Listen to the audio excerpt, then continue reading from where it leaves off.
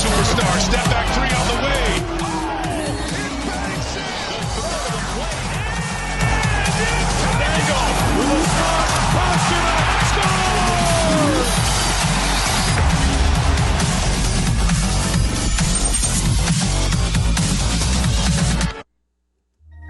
What's going on, ladies and gentlemen, boys and girls? It's your friend, Mr. Clifford Bonet from the Cliff Notes Project. I am one half of the host of the Boston Power Hour. As you can see, we're not live today. Technical difficulties. I don't know. I'm going to call Comcast. Got to call Comcast. Got to call Verizon. Got to call somebody. But I am here today with my buddy. You know, every single week when we come out together, you know who it is. It's my guy, ladies and gentlemen. Allow me to reintroduce him for the first time. It's Babs.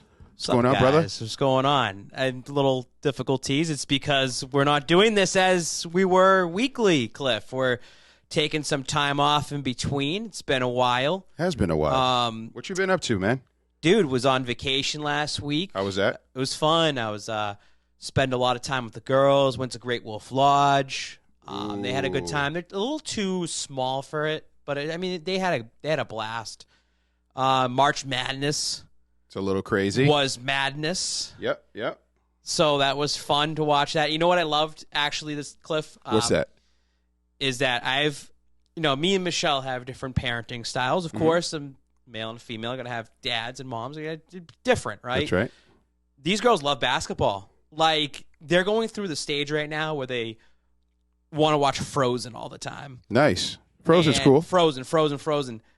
We watched college basketball nonstop Thursday, Friday, Saturday, Sunday, and their eyes were watching. Really? They loved it. They fall asleep to basketball. I like that. It's cool because, able to bring that sports world that I enjoy, and they're starting to enjoy it at such a young age and actually pay attention to it. We have a little hoop at home, and we have them dunk the ball. It was a great week last week. That is pretty cool.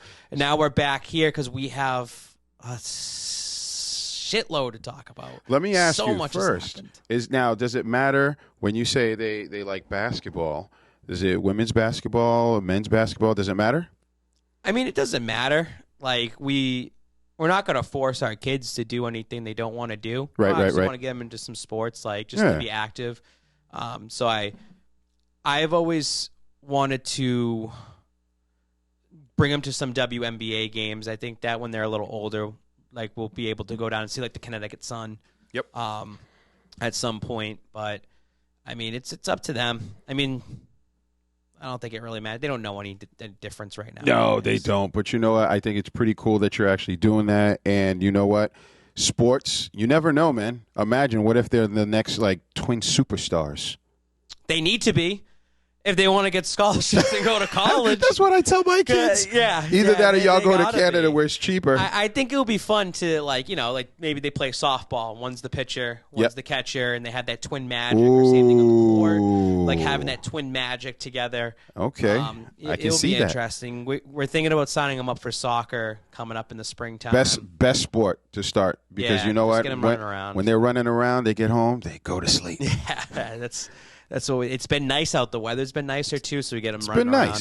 It's been good. But listen, you know what? I love music. You know how much I'm into music. I'm going to play a little record here, if that's okay with you. Welcome back. Ladies and gentlemen, yes, allow me just to dance a little bit. I'm wearing my Brady shirt. You guys know why. Why, you ask? Tom is back. No, he's not back here, but he's back to allow me to enjoy quality football, quality quarterback play. I'm not disrespecting our guy, Mac Jones, but I'm a Brady fan.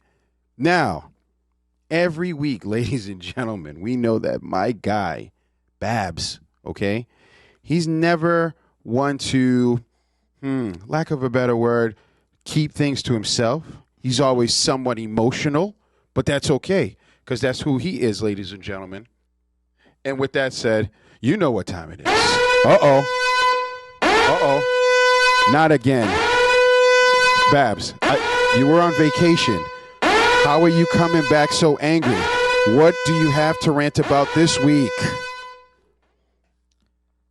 I was on vacation last week, enjoying family time with the twins, with Michelle, and I look at the breaking news. Shaq Mason traded to the Tampa Bay Buccaneers for a 5th rounder? Sorry. Why? Why? Like you just said, Brady's back. We're excited.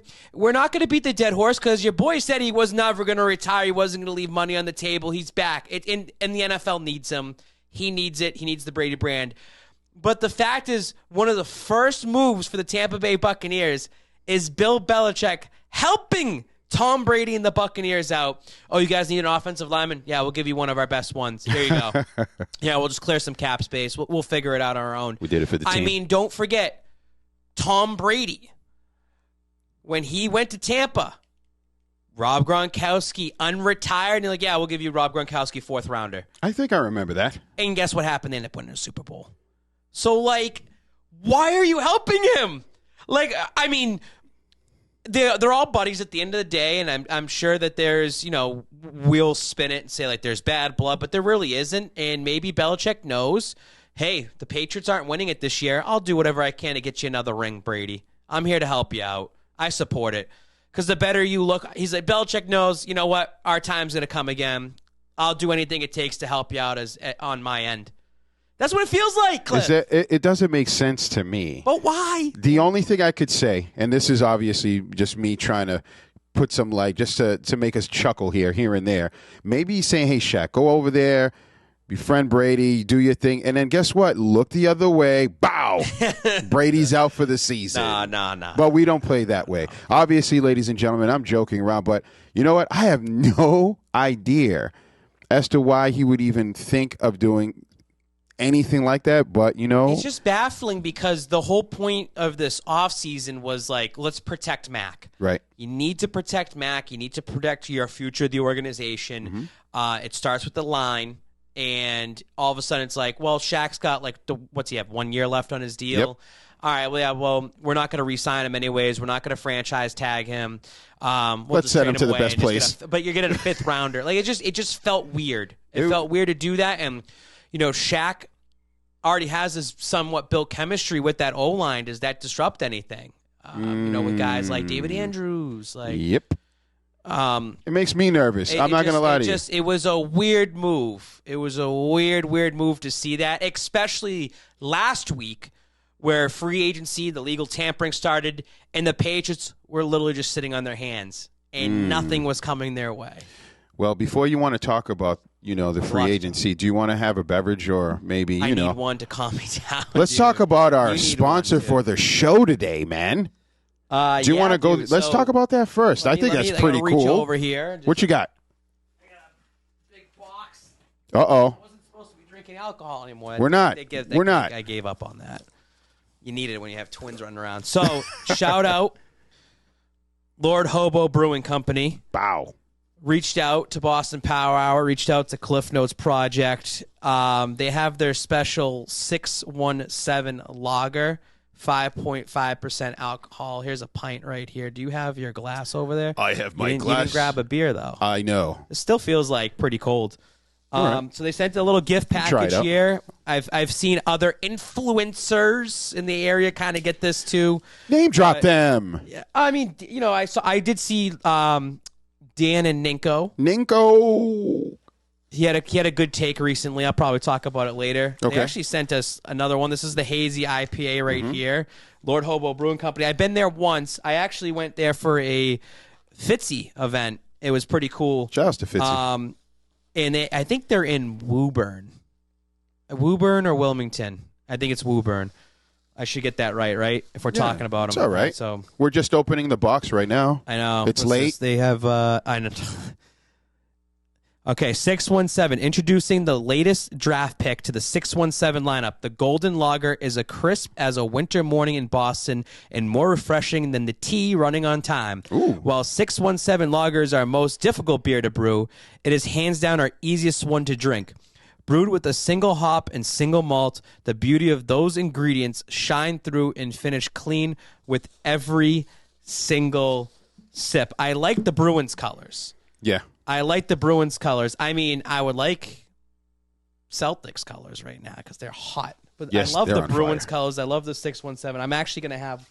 Which one you have? You had this special glass back here that came out with it too. Look at that. So here's my thing. I'm joining you. Hold on. Yeah, you got to take that off. Do a smell test. Do you want this one? I just opened it. No, you can open up your own. You open up your own. I thought she was trying to This is vacation's bad. Vacation. Like all I've been doing is drinking, and eating and chasing around the kids, and then I'm like, all right, I'm excited to get back into reality. This and is then reality, the first thing baby. I do when I come to the studio tonight, Cliff's like, oh, we got this. We have to try this out. Cheers. Tonight. All right, cheers. So here you go. I'm gonna. All right. Let's see the pour. Okay. That was a terrible pour on my end. That was an awful pour. 6 strings would not hire you. No, they wouldn't. Dude, I love this. I love this glass too. Like that Bruins feel. So like the logo on this side right here, it's like that. It's not Bruins cheap glass. logo. Good job. No, yeah, it's awesome, dude. So let me talk. As this is obviously fixing itself, let me talk about something. I got something to just set it off. Since we're talking about, first of all, again, shout outs to them for sponsoring this particular segment. So if that's all right, I'd like to start you off with this right here.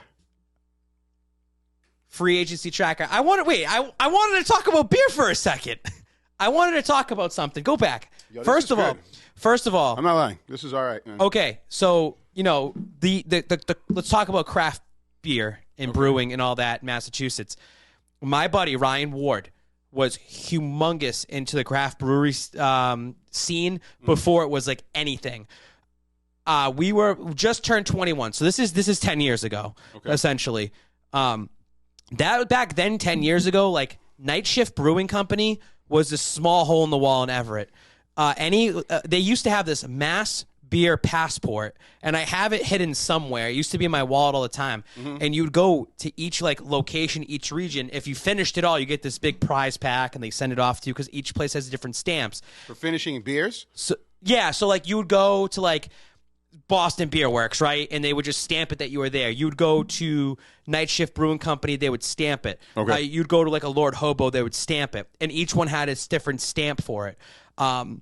It got me and Ward to travel all around Massachusetts. I mean, we went out Western Mass, and we would hit up 5 breweries in the same day. Probably not smart to do, by the way. Hey. We were somewhat responsible, but we're young and dumb. But we did it because it was something fun. And to see the craft brew scene in Massachusetts and how it's exploded, that Night Shift has its own restaurant next to the TD Garden. Lord Hobo Brewing Company is expanding right now. Treehouse has one of the top beers I know in the country. So it's awesome to see that. I'm not a beer snob, obviously, because I drink a lot of Bud Light. But I do enjoy a nice beer. I do enjoy, I don't get into it. I feel like the scene was kind of it was cool to see it explode, but then it went too quick, and then everyone's a snob, and everyone has their own things, this and that. And it made me pull away from it. So are you like a purist where you're just not happy that everyone's kind of just going for the ride, the financial gains? I mean, I'm just it's nice to see small businesses succeed in Massachusetts, and it came around beer. I think that was great. It's great to see Night Shift. I love Night Shift Whirlpool. I'm sorry, Lord Hobo. But it's Yo, so what are we doing right now? I know. But so an example is this. I like to drink 6 Bud Lights and then get a nice beer like this, a 617, or Timmy Boom Sauce. You get a Boom Sauce or something, and then you mix that in, and it tastes so fucking good. I can't just sit down and drink a 12-pack of these things. 12-pack, yeah. You mix it around, it's awesome. I got to find that beer passport. Let's see. This glass beforehand, by the way. Yeah, it's all right. So a little head. Wow, this guy's pounding right now, ladies and gentlemen, boys and girls. We want to make sure that you stay hydrated. I wish KG was here right now. That is crisp. That is right? very crisp. Yeah. That goes down really smooth. Yeah. A pizza would be fucking nice with this right now. That's good. That's really good. This is actually something. Yeah, this is something like a lot of beers out there, too hoppy or like sour tastes. Whatever you like. I'm just a general lager type of guy. If this was ice cold, especially when you have it on draft. That's what I'm saying. Yeah. That's, to me, I'm shocked that I'm still drinking it because it's not cold. It's not, but it's not piss warm. It's not either. piss warm. Yeah. It was cold enough that it tastes fine. No, it's good. It's good stuff. We thank you. I can see myself drinking this and mixing it in with my other drinks. You're out, throw this out there. What would accompany this as far as foods, would you say? What? If you had to drink and eat this at the same, where would you be? What would it be? A sub? Would it be a pizza? Oh. Another sip? Like fries? Yeah. Like a fried food? It's got to be burger. oily, though. A nice burger. But Burger what kind of fries. burger? Depends on what kind of mood I'm in that day. Well, let's talk. It could be like a all right, how about burger. this? How about this? All right. Okay. We'll stick with the Bruins theme. Yeah. Bruins win the Stanley Cup. You've been pounding a couple of these, and you're like, holy shit, I need to sober up a little bit. I need to eat something. I need a nice, greasy burger, but do you want onion rings with it? What do you want? What kind of burger are we talking about right now? Probably like a bacon cheddar type of burger, like extra cheese. Okay. I love having a fried egg on a burger. Woo! You can never go wrong with that. Nice quail egg, nice. Dude, I just had a burger the other day. It was like a pretzel bun, and that was good. Where did I fucking get that from? Oh, we got takeout. That's what we did. Okay. You can't get burgers You have to eat a burger right away. You got to, You can't, we had takeout. It doesn't make it right. And it wasn't bad. It's just you need to eat it right away. That burger when it's fresh, right? So, but what was holding it? Was it like a styrofoam that was holding it? What they did was, it was styrofoam, but they had the burger and cheese and bacon separate, and they had the bun separate. So they had the bun completely separate, which was good. Shit. Usually sometimes when put it together. Yeah. So it was nice. Good for them to do that. I think a burger would go great with this. Yeah. I don't know where around. There is a burger spot across from the TD Garden now. It's like AB Burgers or something. Maybe we should go visit. We can say, hey, guys. I go on a diet. That's what I need to do. Oh, yes. After. I got to be eating Big Mac. Oh, it'd be great with a Big Mac. Oh, there you go. Big Macs. Oh, thanks. Let's get back to our free agent tracker, man. I actually might end up just drinking all this during the show. Sorry. It's all right. All right, so how you feel? JC, man. Phil used the table. You got a table right there, man. I know I do. Listen, I'm rattled. It's all right. I'm rattled because it's been a couple weeks. It's kind of been insane. Fans are probably a little rattled because it's we're not live. Yeah. Recorded. They're going to watch this later. Who are these guys? Drinking. I'm going to drink and see how it goes. But you know what? Shout out to us, because a lot of people do things pre-recorded. No, I know. It's just that one night happens. It is what it is. People don't know this, by the way, in the studio right now. This is gonna be a long night. This is gonna be a long show. It's been forever. It has been a while. It's been forever. I don't know when our next one's gonna be after this. It's good that we're separating this because, Cliff, here's the thing. So much happens in the NFL quickly. Yep. So, I posted this a couple weeks ago and said, things are, it was quiet right after the Super Bowl. Yep. And I said, hey, guys, things are going to ramp up, right? You're going to go into the combine. From the combine, you're going to go into franchise tagging. From franchise tagging, you go into legal tampering. From legal tampering, you go into free agency. And we're already a week after free agency, officially a week, afterwards of the legal tampering free agency. And we've just seen so many moves. League-altering moves, and they're still happening. Even today, Cliff, as we're putting our notes together, and I'm sure we're going to talk about things later, things are still coming out, and there's still question marks around the league. The NFL does a fantastic job keeping themselves relevant. They do. And trying to own the spotlight over everything else. This is the time where March Madness should be shining. The Red Sox just made a fantastic deal for Trevor Story. Yep. You got the Celtics on a hot run. The Bruins are added a defenseman, a nice defenseman, and they're trying to add some juice to it. They just won as well tonight. The NFL just runs. They run everything in sports. So just starting it off. So J.C. Jackson, right? It was the first domino to fall. You were stupid to think that J.C. Jackson was ever staying in New England. He had to get the bag. Go get the bag. Now, it's funny. He oversold himself because he's like, I'm the $100 million man, and probably that's what he was reaching for. He ended up signing for what, $86 million or $89 million, whatever Not it is. Shout out to Bolkod, because like the Chargers have made moves. They made moves, dude. Dude, they have a good team. I told you I like their quarterback. Yeah. I really like Herbert's their quarterback. good. I know your knock on him is they haven't won. They haven't gone into the playoffs. I get it. That's the bias Babs right there. But I'm gonna tell you, this might be the year. But let me not go ahead of myself. Well, I mean, they're all gonna, shout out Matt Persico told me this. He was saying this today to me. He's like, that AFC West is just gonna beat the fuck out of each other. Yeah. I mean, like, not all 4 teams are gonna go over 500. Right. And all 4 of them are going to be in the playoffs. Like, there has to be losers. There's going to be winners and there's going to be losers. And that's 6 games, like, that they're all playing against each other. They're going to knock each other around. It's going to be some great football. It's going to be great football. Oh, my God. Oh, yeah, absolutely. It gets us excited. But J.C. Jackson was the first domino to fall. Yep. They weren't going to franchise him because they weren't going to play around. Like, he pretty much said, I want my guaranteed money. I want to go out there and get something. And he got it. How about I don't this? hate it. Shout out to Bill Belichick for finding the dime in the rough of J.C. Jackson and using him to his max potential on the small deal that he had at the time here. That's it. Now you go to the next guy, Kyle Van Noy. So Kyle Van Noy, I think, was like the first thing that happened for the Patriots, by the way. So he was released prior to anything came out for free agency. Yep. And they saved about $5 million. $5 million. So Van Noy comes back for a cup of coffee. He's out of here. That move right there, they're clearing cap, and everyone's like, what are the Patriots going to do? Are they going to make this major move? And then, boom. You got Devin McCourty. So D-Mac, here's my conspiracy theory. Here we go. I need that. I've been waiting. I find it very interesting. I'm going to tie this together. So Kyle Van Noy got released, which means that they're not looking at Dante Hightower. Like, this should be it. That should be it. It just shows, like, hey, we're just going to go young. But at the same time, you brought back both Matthew Slater and Devin McCourty. I find it interesting because now that we're looking at it in hindsight, those 2 guys, they played during the COVID season.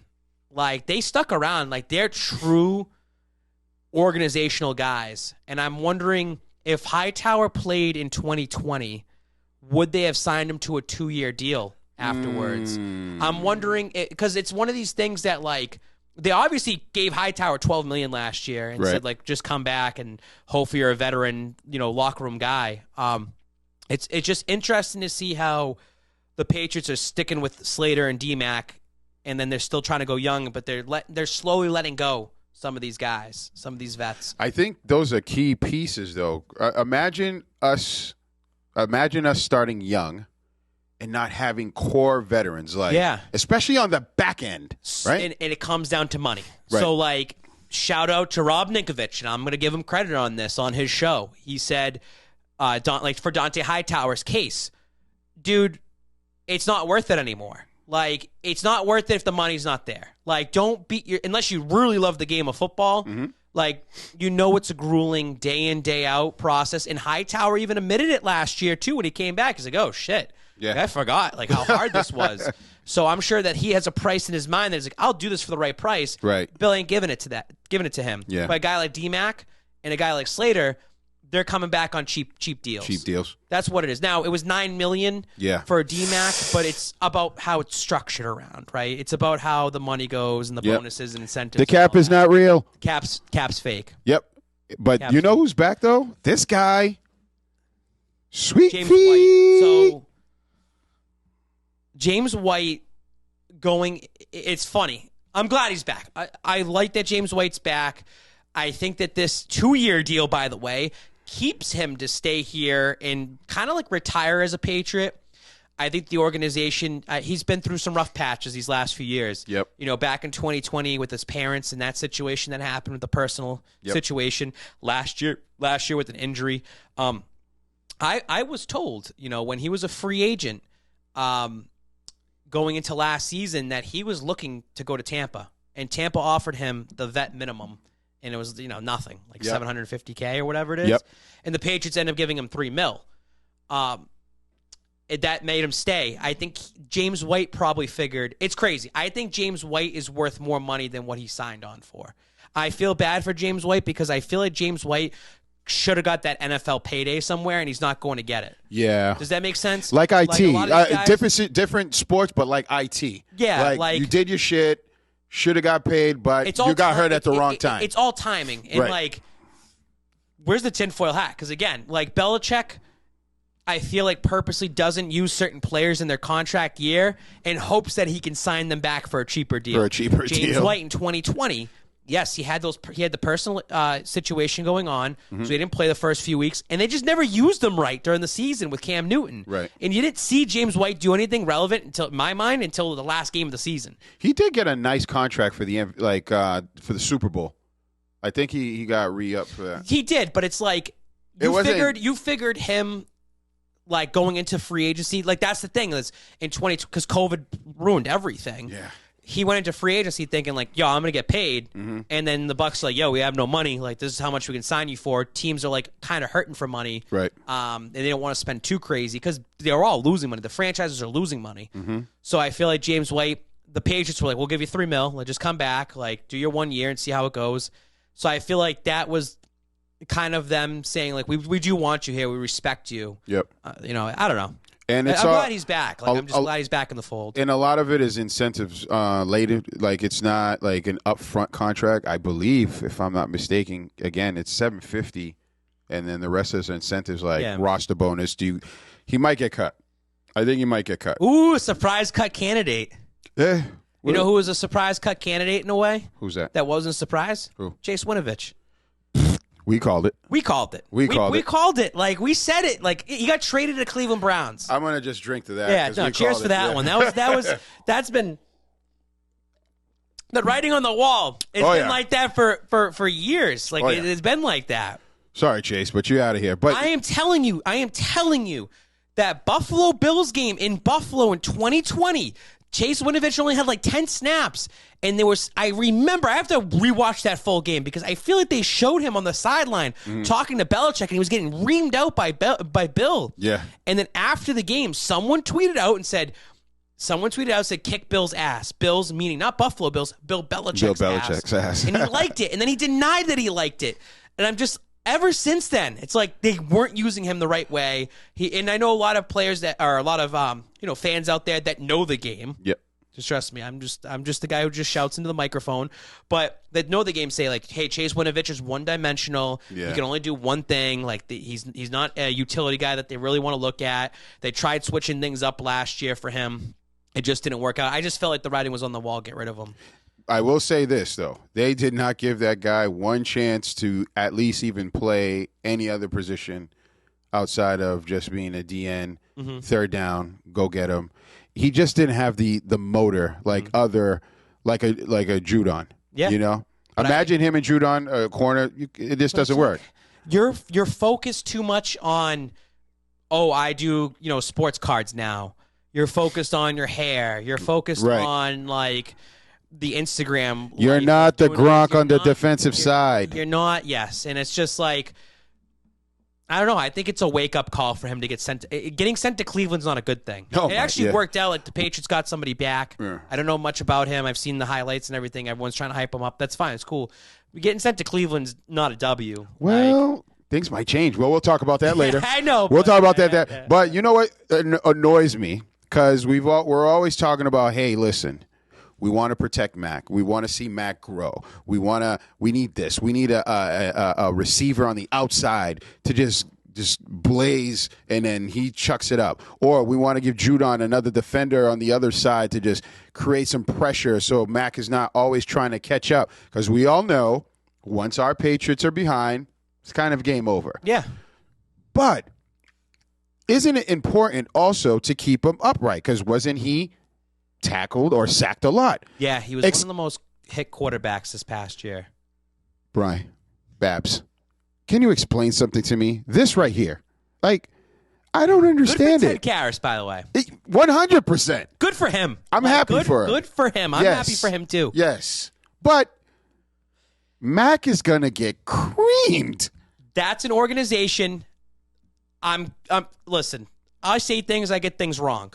When they got Jamar Chase, I was like, what are you doing? I was like, that's stupid. You should be protecting Burrow.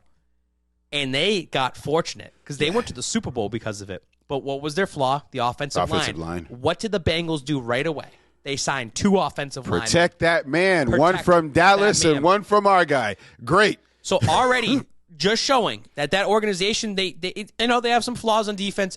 The fact is you got 2 hogs up front on that line, and you still have that same team around them on offense. That team's going right back to the playoffs. Yep. Like you could chalk them right up into the playoffs right now. Yeah. Like, so boom, that's one team already in there.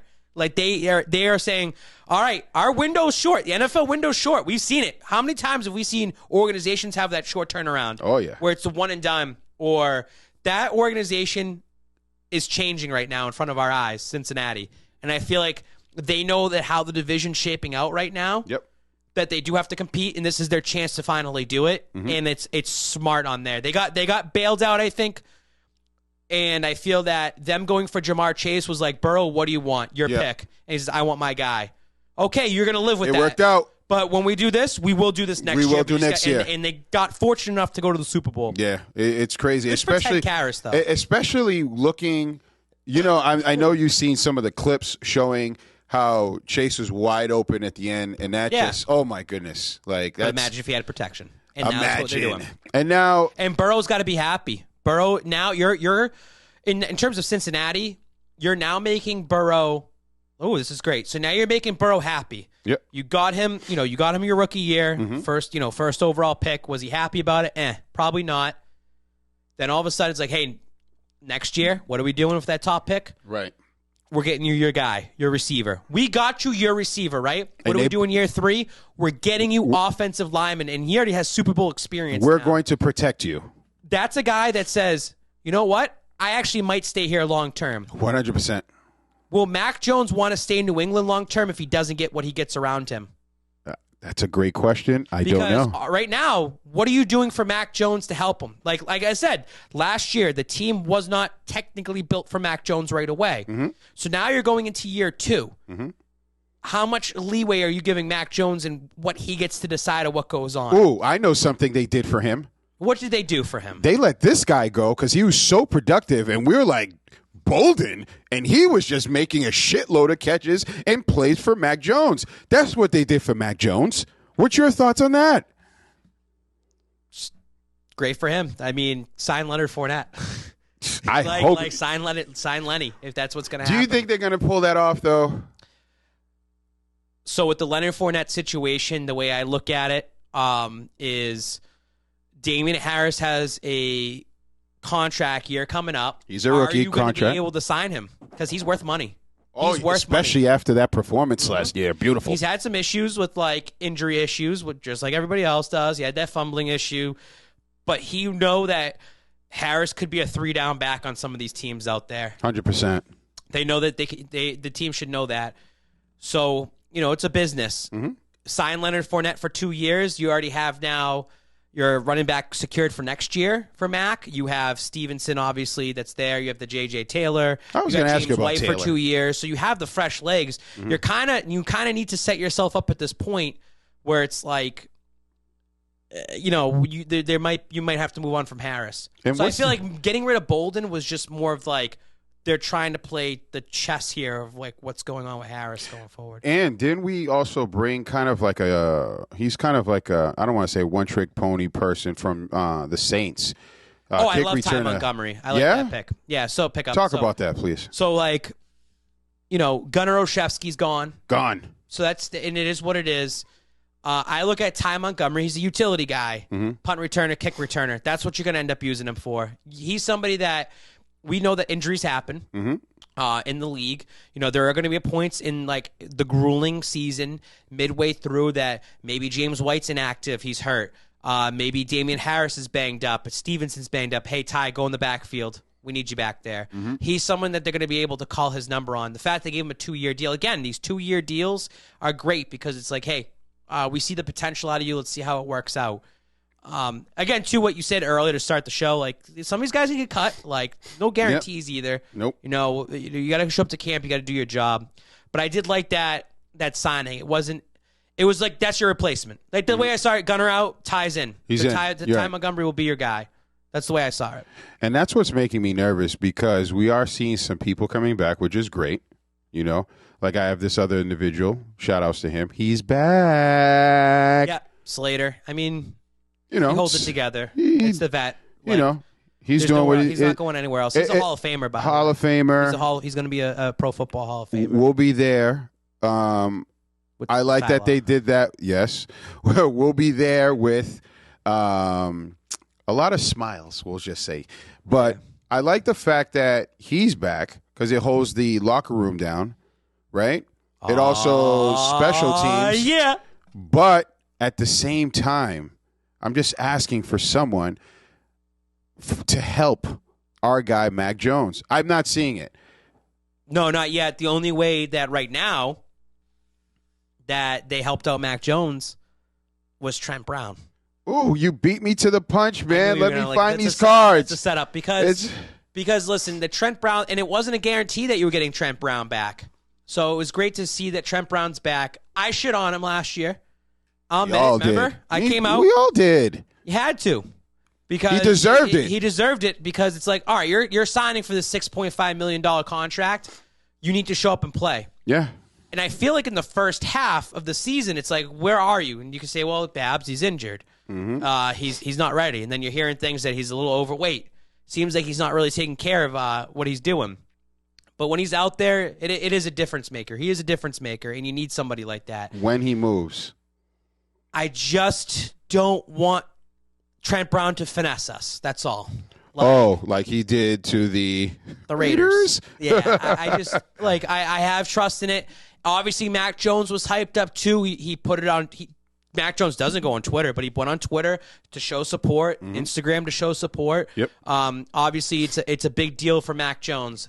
That's your first kind of key of like, all right, we have at least somebody there for Mac Jones to protect him. Right. But I'm not going to be somebody that's like, yes, Trent Brown, we're so excited, like, yo, Trent, like, I got to see the work put in. Put in some work. I do have some skepticism. That's all. Me too. Okay. That's it. All right. So you brought Trent Brown. He's going to play. What are we thinking? Right? Right side? Yeah. Okay. Because who's left? They would be. Win? And, he stinks. Let me clear my throat. But anywho, there's the other side of the football, right? Yeah. It's going to be okay, Brian. We're going to make it through it. We have a lot of beers. Listen, they're bringing someone back. Not officially, but at least to try out. We needed another person to replace our guy, JC. You said it earlier. You said Coach Belichick finds diamonds in the rough, but he buffs them out. Yes, they might go get the bag elsewhere, but Butler, Super Bowl hero, is back to try out. I have some feelings about this, but I want to get you. I want to see what you think about this first. What's your thoughts? So the news came out this morning about Malcolm Butler coming out for a tryout, and I think collectively the fan base should look at it and say, wow, mind-boggling that this is even happening. You figure what happened in Super Bowl 52, that was the end of it. Like, Butler was benched. There might have been a fallout. He went and got paid by Tennessee. It's over. It's done with. And it's always been this looming question of what happened. So I actually am going to bring this to the Babs spin zone. And I look at it this way. Butler signed a contract with Arizona Cardinals, and then for personal reasons, he retired last August. So he had a full year off from football. So he's about 32 years old now. And he's probably now, after settling in for a year, saying, my football career is all based out of New England. The Malcolm Butler interception Super Bowl 49 is like the top play. Like, they had the NFL top 100 plays. It's like number 5, 4, whatever it is. I mean, it's one of the top Super Bowl plays of all time. And we said back then, Butler will never have to pay for a beer in New England. His meal's always on the house. Like, he's going to be celebrated because of that. Cheers to Butler. So the way I look at Malcolm Butler now at 32 years old, you know, we will never truly know what happened about Super Bowl 52. Obviously, there's the stories out there about, you know, and this is not true, but the rumor of, like, him, you know, staying out too late, breaking curfew, getting into a fight with Steve Belichick, Belichick, you know the reason why you're on this team is because your daddy. They get into a fight. He gets benched because of it. So maybe there was a behavioral issue at that time. This is that's just the rumor. But time heals all wounds, and we mature as we get older as well too. So maybe Butler is starting to understand. I kind of need New England. I need to at least be on good terms with that organization, business-wise, going forward his post-playing career. At the same time, perfect timing, because New England needs a cornerback. Bingo. So this is a perfect Band-Aid situation to have both sides come together, and it can kind of squash the Super Bowl 52 thing pretty quickly. The fact they won the next year kind of squashes it already, but they can just come together, let bygones be bygones, forgive about the past. Butler comes in for a year or two and retires here in New England. There's jobs waiting for him, whether it's in the media. He could be doing he could be doing appearances, signings. He could be a spokesperson for the Pats Alumni Association. There's a lot that Butler can do because people are going to live on that Super Bowl 49 catch. Guys, let me tell you something. Tom Brady ain't coming back here. Tom Brady ain't doing all this shit here because it's money, money, money. It's going to be these guys that were part of that second half of the dynasty. Like the first half, that some of them still here in New England, still do things. Some of these guys are going to start sticking around and being able to be more of the community. That's why I see Butler kind of in this situation. I hope he signs, and I hope he does come back because they both sides need it. I want to throw a curveball at you, sir. Do it. It's baseball. It's a sneaky take. Whoa, what is this? Cliff sneaky take. Because you said something, and you got my mind going. All right? Talk to us. So you bring back Devin McCourty for one more year. Theoretically, you're saying, hey, Butler, come back and try out. Devin McCourty started off as a cornerback and then got moved to safety. His hips couldn't turn quick enough. What if Belichick says, hey, listen, let's bygones be bygones, like you said. I'm going a year ahead. Devin's gone. You're my safety for the upcoming safety, Butler. Butler still has speed. Last you and I spoke, they did say that he still had something. What was it, in 2020? When he was in with Tennessee? Essentially now, I'm sorry, you're going to be making Jalen Mills now your second corner. You're going to no. What I'm saying is I'm moving. Ladies and gentlemen, I'm going ahead too. You're going ahead. Okay, all right. So where's Jalen Mills fit in this too? Depends. Maybe you're playing two high safeties now. Two high safeties. Because what do we know about Butler? Butler's scrappy. Butler, when he gets to the person, he's fighting, trying to rip the ball. The speed's still there. Maybe he's not best suited to be a corner because of his height, but maybe as safety, he has a role. I like that. Kind of be mentored by the guy. It's funny enough. We won't go back to that whole benching thing. Let's do it. Devin McCourty was the one that told Belichick to bench Butler. What? So wouldn't that be a story, Cliff? Full circle. Because you say the bygones be bygones. It's not just Belichick himself. Belichick's going to listen to a captain of Devin McCourty and say, Devin, what should I do in this situation? And D-Mac was one of the guys that backed up Bill, and that's a reason why D-Mac is still here today and still getting signed on these contracts. Yeah. Because he was a Bill guy through and through. Company guy. Through and through was a Bill guy. Company guy. That's what he is. Now, I've kind of soured on D-Mac a little bit because I felt like his head was never there. I felt like there was some issues, like 2020. He was very vocal, but he didn't want to play. It seemed like last year, maybe it's because of the shifting of the tide. Some of these too many old vets in the locker room, and some of these young guys, and he doesn't know where he's fitting. He is the guy now, D-Mac. Especially now you're starting to get rid of some of these other guys. But that's what's weird about it is he is the guy, but he is the guy just for another year. They're not going to go year to year to year. I think this is it. You and I kind of called it. I don't think they'll bring Hightower. I don't think Hightower would want to come back unless it's good money. I wouldn't want to come back. $6 million, $7 million. And I think that's what they were trying to do last year even. Yeah. To the point. Yeah. He was going to retire. I'll beat the dead Cliff about that. He was going to retire. And the funny thing is this, Cliff. Yep.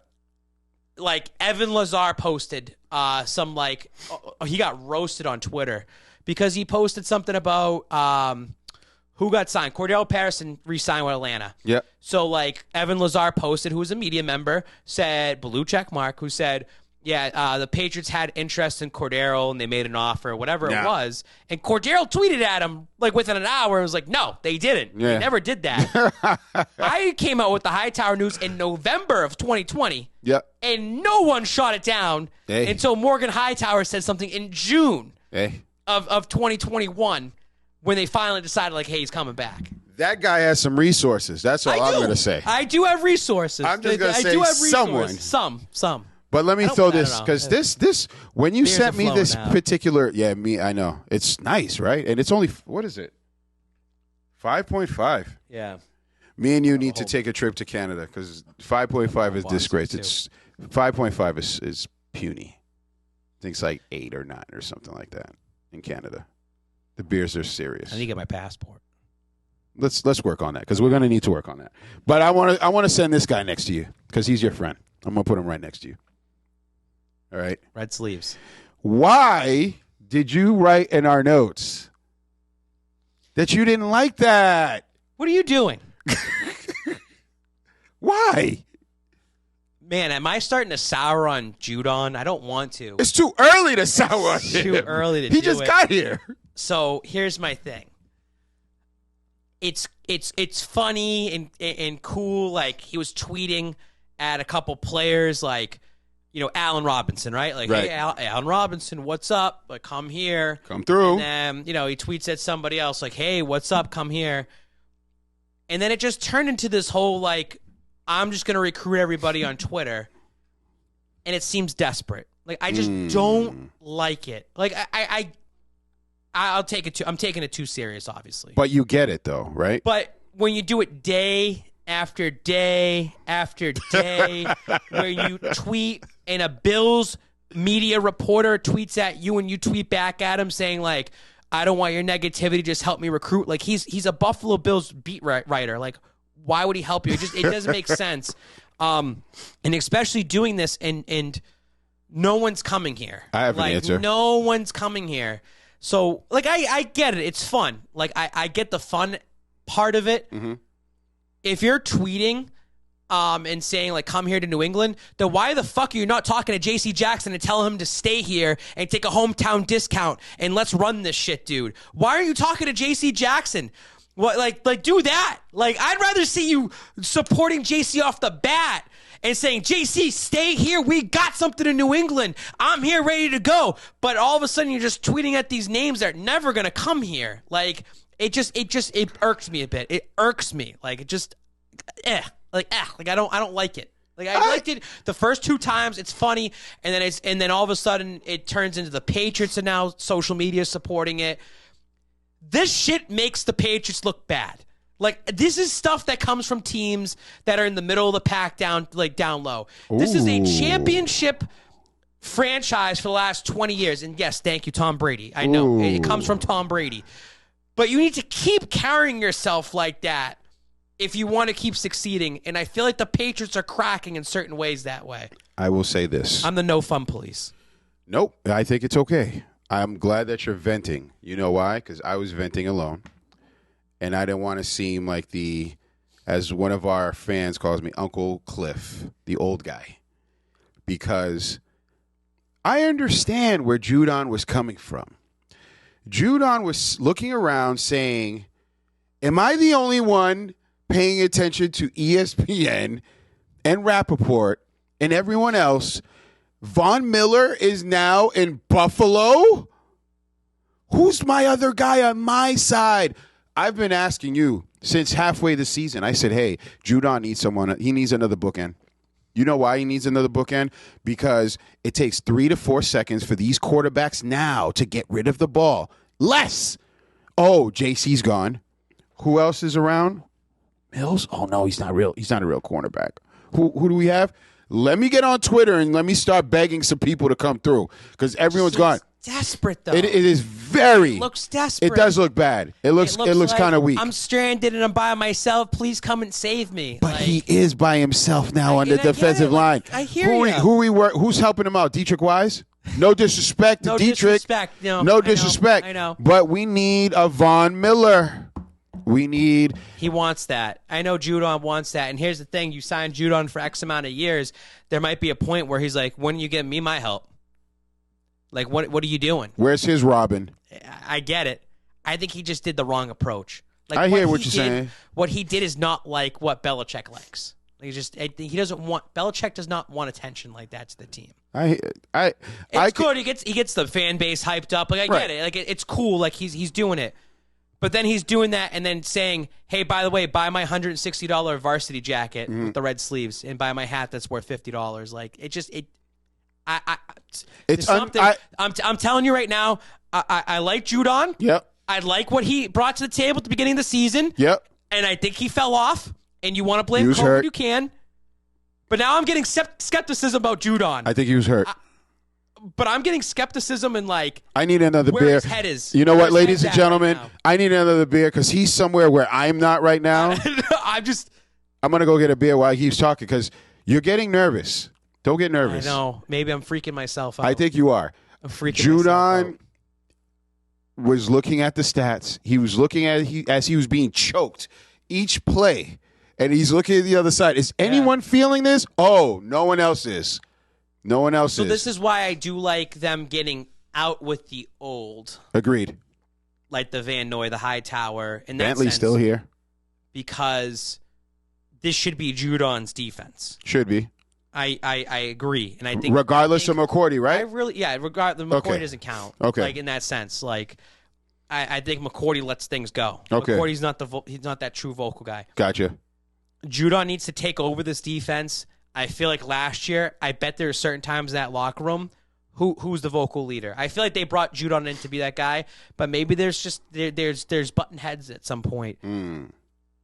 But his first move of being like the new, like you're the guy. You didn't like that? I didn't like that. You didn't like it. Nope, all right. Nope. I'm not mad at you for not liking it, but I do understand where he's coming from simply because. He's begging for Odell Beckham now, like he did that today. Listen, Hey, OBJ, what's up? Come through.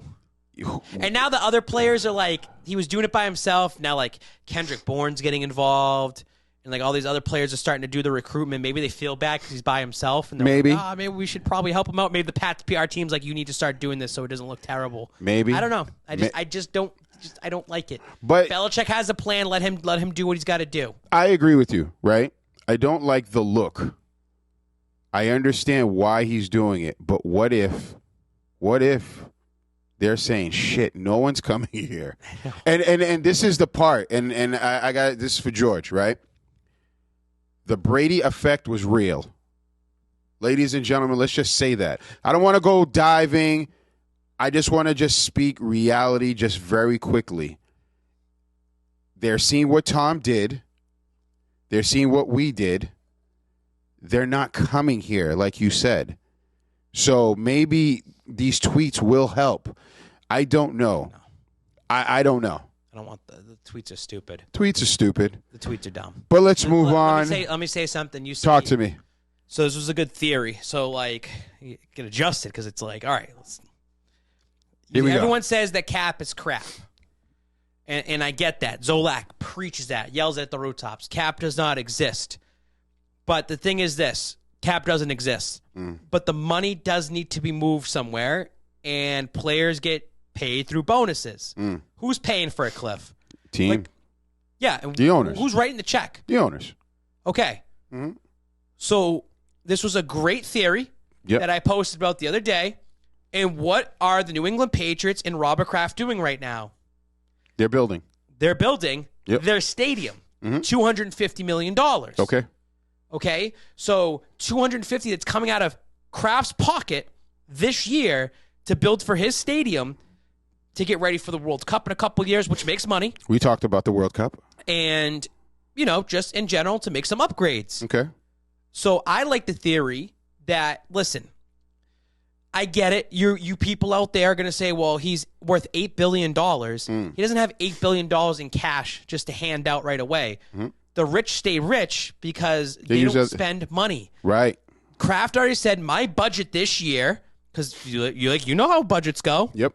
My budget this year, my fiscal budget, is $250 million. I need to spend it on my stadium. We need to make the upgrades. And then Bill can say, well, I can't sign these players and fix and finagle the cap. You want to spend it on your stadium. I think that theory holds some truth because, yeah, the cap's crap, and you can throw money. Kraft's just going to sign off. Here's your bonus. Here's your incentives. Whatever. He says, I'm spending $250 million here. Kraft's not going to spend an extra $250 million for the team just to barely make the playoffs and go anywhere. I think they kind of know this isn't like punting away the season, but this season's going to be kind of like last year. It's going to be like a 10-7 season. Maybe they make the playoffs. They're not going to the Super Bowl. I don't think they're ready to compete yet for the Super Bowl. They're still part of that transition period. So I think fans should just really like calm down in the sense of like, why aren't they signing anybody? They have the money to do it. They're investing in the stadium. They're investing in the future. They obviously signed a lot of these guys for a couple years deal. They're going to be here next year. And then guess what happens next year? $115 million is going to be available for them to spend. And then on top of that, the cap is crap will come up again, and they'll sign the guys next year. They'll make their push next year. Here's my thing. The cap is, I think we're all on the same page by saying the cap is crap. The spending part is the part that I don't want to say annoys me because it's not my money, so I don't really care. But I don't want them as owners to use that as their excuse or their reasoning. Why? It's public information that the NFL scored a nice check. $111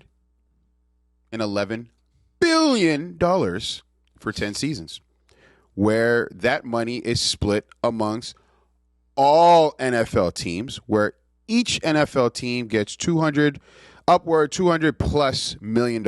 Again. So there's your spending. Hold on. Yeah. Big business owners always, well, I was taught, use other people's money to make money. Ladies and gentlemen, boys and girls, you might not know this, but the Crafts have a little percentage where they own something called DraftKings. I posted this because someone made a nice little comment on one of your posts, which I love your post, by the way. But I got to stop reading that shit because I stopped focusing on work. It gets people engaged. It's the whole We're not getting paid for this yet. So yeah. The 9 to 5's like, what are you doing on Instagram? But so they cashed out 10% of DraftKings shares where they got back $178 million. Now, I don't want to say, oh, they got a check from, from Amazon and everyone else for their programming and, their team being on TV, plus they got this.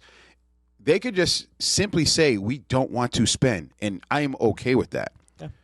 But and that's what's going to turn Kraft from $8 billion being worth $9 billion. Right, and that's cool, because guess what? I want to do the same. I want to have those same, that mindset, but I also want to educate and prep our fans, our fellow family, New England team family, and just be realistic. Ladies and gentlemen, boys and girls, I don't know if y'all been paying attention, but the AFC West is going to kick ass, okay? I'm here to say I don't think that we will make the playoffs. I'll say this. We got to play the Bills twice. They got really good. Where are these wins coming from? I don't want to do that on this episode, but I am nervous. I am hoping, like you say, that we're very patient. There's some people that didn't get the big bucks. They decide to come here, that we add some nice pieces. Because as we know, it's not just one person. It's not. Even if Cooper got here, Mac Jones still doesn't have time to throw the ball.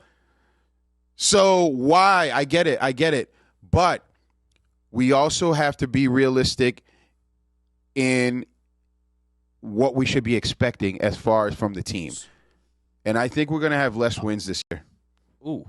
Yeah, I know. So what do you mean by I like that. You said, ooh. I like that. But what's the less wins? Like how many wins? I think 8. 8. So 8 and 9. Yeah. So and what is it? they're Three not- wild they're cards? not Three trying- wild cards this year? they're not trying to punt the season away. No, I don't say that. They're here to win football games. Because that's not the Patriot way, right? Is to punt. They did that in 2020. They did that in 2020. They went 7 and 9. They weren't punting the season away. Things just didn't go their way. Exactly. But I said this: the Pats overachieved in 2020. The Pats overachieved last year. 100%. Thank you for saying that. This year, they should be at 9 to 10 wins. Like, that's where they should be. I'll give you the 9. Because it comes down not only the players that you have signed, but the coaching as well. So last year, I mean, look at them going into Buffalo and running the ball 43 times and winning that game. So that just shows coaching. Yeah. It's coaching that won you that game. There were certain times where the offense just looked phenomenal, or the defense looked phenomenal. You won the game. Beat up on the bad teams. Yep. And just try to play as tough as you can against the good teams. And again, last year, certain things could have went their way, and they definitely overachieved. They were not a 10-win team last year. They were like a 7-win should have won the team. fumble game. 2020, in 2020, they were like more of a 4-win team than a 7-win team. But next year, the sweet spot's going to be 9 to 10 wins. Fans shouldn't be discouraged. Even 8-9, I'll give you that. I won't be discouraged. Like, if they are 8-9, I mean, it's just going to light a fire under Belichick to be like, hey, next year is your real year. Okay, well, we're going to walk into the next free agency with $100+ million in free agency. We're going to put the spending, and we're going to actually make the competition. Get some people. Compete. You got to see how everything shapes around it. But you look around the AFC right now, all the quarterbacks now have come over to the AFC. Yeah. The competition is stiff. It makes it exciting because it's like if you beat these teams, it's exciting. Yeah. It's exciting. It was exciting to beat like the Chargers this past year. Like, it would have been nice to beat the Colts at the time. It would have been nice to beat the Bills at home when you had the chance to beat them at home. At home, yeah. It was fun to watch them win on the road against Buffalo. Like, there are going to be some exciting games coming up this year. Do you think it'll be a regression if we lose the way I think we might be losing this year for Mac Jones? That's my fear. That is my biggest fear out of all of this, right? I don't think there's going to be a regression. I think he has to know, Belichick's formula. Hey, Mac, this is what we're laying out for you for the next couple years. Okay. It's going to take time. Just trust our development in you. But this offseason, like, as an outsider, you're like, what kind of development are they helping him with? There's no offensive coordinator. Like, is it Joe Judge, like, going to run the offense? Oh, I don't want to go there. Their other biggest signing we didn't talk about was Brian Hoyer. Like, they signed him for 2 years because they trust him to mentor Mac Jones and be there. But it's like, Brian Hoyer can only do so much. Right. You're not signing the pieces around him to protect him. Yeah. At what point is he gonna say, "This, fuck this"? Like, I can't do this anymore. Yeah. During the middle of the season, if they're losing, and he's getting beaten to a pulp. Well, we hope that that doesn't happen, because I think then that would destroy his psyche. I think then you're just wasting a first-round pick. It's unfair. I know people are gonna watch. People are gonna be like, "You guys have been negative the last 15 minutes." We're realists. But Damn it. you have to be real and have to play this card because there's always the what ifs, and these things do happen. You got to be ready for it. And you know why we're doing this? We're doing this because things like this happened. Yeah. Like, Jesus. Can you talk about that? What's your thoughts on that? It's kind of weird because I've been listening to people. People are like, I don't know if he's good anymore. I'm like, are you serious? How many teams jumped the gun, per se? Because the original domino was Aaron Rodgers. Right. Aaron Rodgers is staying in Green Bay, the 4 years, $200 million, whatever it ends up being. Denver was seeking him. And once Rodgers says, I'm staying in Green Bay, we got to go, all right, we're going to our next guy. Do you think that they jumped the gun a little too early because they could have been in the Deshaun Watson sweepstakes? Or do you think they were just like, we're not going to go that way?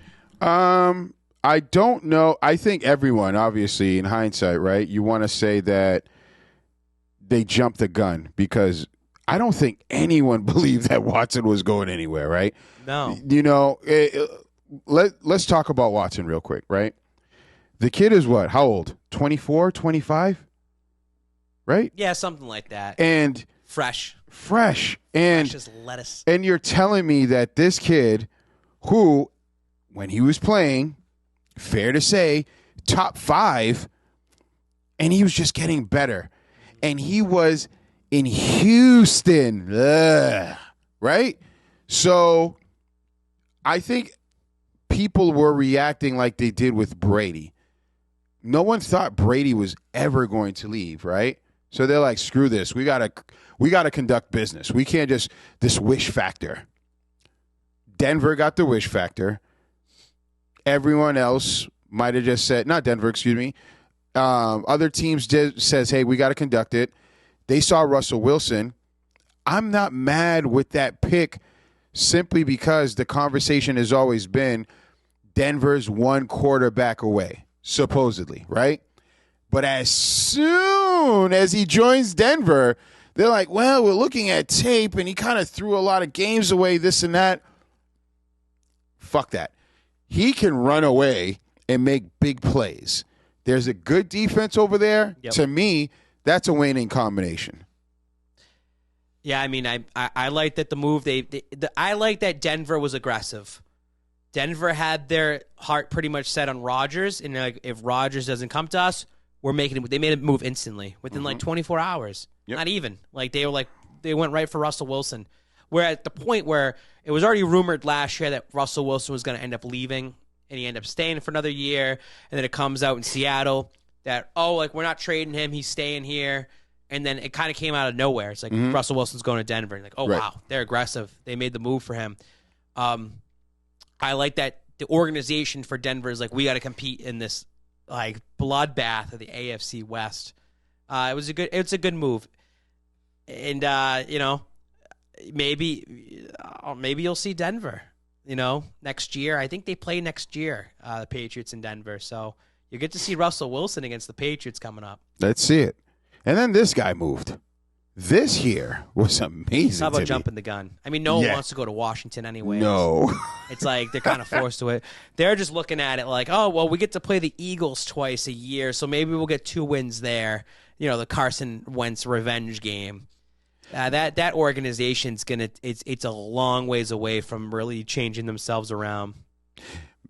It's too bad because their defense is solid. It is, but now they're already talking about shopping Chase Young around. Can we talk about that guy? Yeah. Jesus. Judon should be tweeting at him. Yeah, if you want to do the tweets, go tweet at him. I'm not mad at that. Happen. Now, let me ask you about this guy. Hold on. Let me bring that back because that was too big. Right? So we have this gentleman here. And I made him small because that's how I feel about his character. Why didn't he just say, hey, give me a shitload of money and I'll come back? Because that's all it took. It wasn't anything about anything else. He wanted the spotlight. He got the spotlight. You wanted money. And that, guess what? That's okay. That's your right. You're the one that puts you bust your ass day in, day out. You're the ones that you put in the work and you wanted that money. Get your money. But don't say anything else. I don't want to hear that. If you're a Packers fan, Cliff, put on your cheese head for a second. Okay. And Rodgers plays out the next 4 years and gets paid $200 million. Mm-hmm. And you win the division every year. I'll let you have that. But you don't go to another Super Bowl. Are you happy with that? Nope. Waste of money. Waste. But Rodgers retires as a Green Bay Packer. So he doesn't leave and do the Tom Brady thing. So I'll spin it this way. So we're doing it for a big party? Let's spin this zone. Rodgers leaves Green Bay, wins the Super Bowl elsewhere. Tom Brady effect. Or he gets to stay in your organization for 4 years. You go to the playoffs every year. You win the division every year. You don't win anything. What would you rather have as a Packers fan? Obvious. And there's no guarantees when he leaves like that you guys are going to turn things around. Yeah, and that's revisionist history, right? Looking back and saying, "Oh man," but I just feel this. Couple things. He should have just said, "Hey, I want the money." 2, when he doesn't win a ring, because I don't think Rodgers is going to win because it's one of his greatest assets left, which is kind of funny. We'll talk about that next. I feel as though that what about that kid Love? Wasn't he a first round? He's just sitting there. Wasted talent. Hasn't even really received a shot. All for Rodgers. I get it, because it's kind of like what we were talking about with Tom Brady. Wait. He got his shot against the Kansas City Chiefs. One. He puked on himself. One. He puked on himself. One. That was the moment that Jordan Love had the chance, and the organization had the chance to say, okay, one game, you have it. Let's see what you got, and he failed. I can't do that. It's kind of like, all right, this kid doesn't have it. That's too much. One game? Yeah. In the National Football League. Yeah, one game. Unreal. No, doesn't make sense. I'm sorry. And if that's how, and that's the problem, I guess, with just, I think, obviously with sports, right? You pay a shitload of money. Game, like he looked bad. He did look bad, but that's one game. You shouldn't look that bad. Like, I have a question for you. Rodgers this long. Who is your coach? Doesn't matter. Who is your coach? Doesn't matter. You shouldn't look that. You shouldn't look that bad. Who was the coach? Around him. Who? And Kansas City was going through a rough patch at that time. Doesn't matter. It's one game. There are so many quarterbacks that just need. If the system's not right, they need to be able to feel the speed of the game. You can practice all you want, but until you get into the game and you're getting this speed, you're like, oh shit, this is comes at you fast, super fast. So it's unfair. And guess what? I'm going to put another take, because I think this guy right here, right, that went a running, he went hanging out. He's in Vegas right now. He's about to go gamble and hang out with his boy Carr, but you're going to see one Aaron Rodgers, right? I'm not saying that he's going to just fall off the cliff, but for some reason, he's just not going to put the type of numbers he was putting up, because his safety blanket is in Nevada. You're going to eat those words. I want you to record this, which we are. You're going to eat those words. No. You're going to eat those words. Adams is a beast. And absolutely. I think because he's playing with Rodgers, he probably doesn't get as much credit as he should, on top of the shitload of credit that he's already getting. That's how good of a receiver I think he is. No, I agree. I'm just saying Rodgers isn't going to fall off a cliff. I'm not saying fall off a cliff, but I'm saying these numbers, these highlights that he's doing, that he did last year, it's not going to be the same. No, I think Rodgers is that damn good. I think he's good, but not. I don't think he's going to be what you saw this year good. Just a thought. I'm going to eat those words. I'll come back to this. Let's do it. This is why I love this. It's recorded. I will come back to that. I think Rodgers is going to look good this season. Really? Yep. Yeah. And Rodgers has to know him re-signing with Green Bay. They probably told him, like, you coming back means we probably won't have Davante Adams. Davante Adams. They already kind of knew. I mean, The Last Dance, they said, oh, this is our last dance. They both pretty much knew the writing was on the wall. Speak about Adams going down to Vegas. Mm-hmm.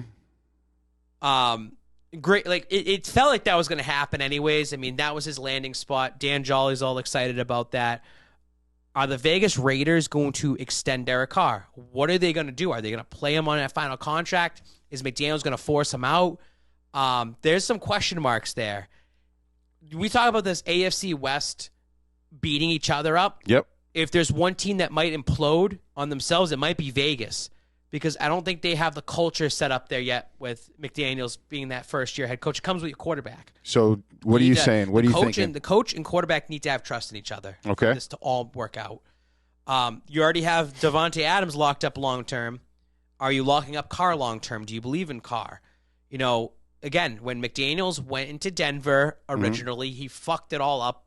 The Jay Cutler Kyle Orton trade that happened. Mm-hmm. He wanted his own guy, which ended up being Tim Tebow. He drafted Tim Tebow. I feel like McDaniels is in a spot, maybe not this draft, but next draft, he's going to want to get his own guy. Really? McDaniels is going to want his own guy. Carr's built, like, ready to go. But I don't know. I just feel like McDaniels isn't a Carr guy. No. What's going to happen tomorrow is they're going to extend Carr. Right? Because you said that exactly. It's going to be. That's what it's going to be.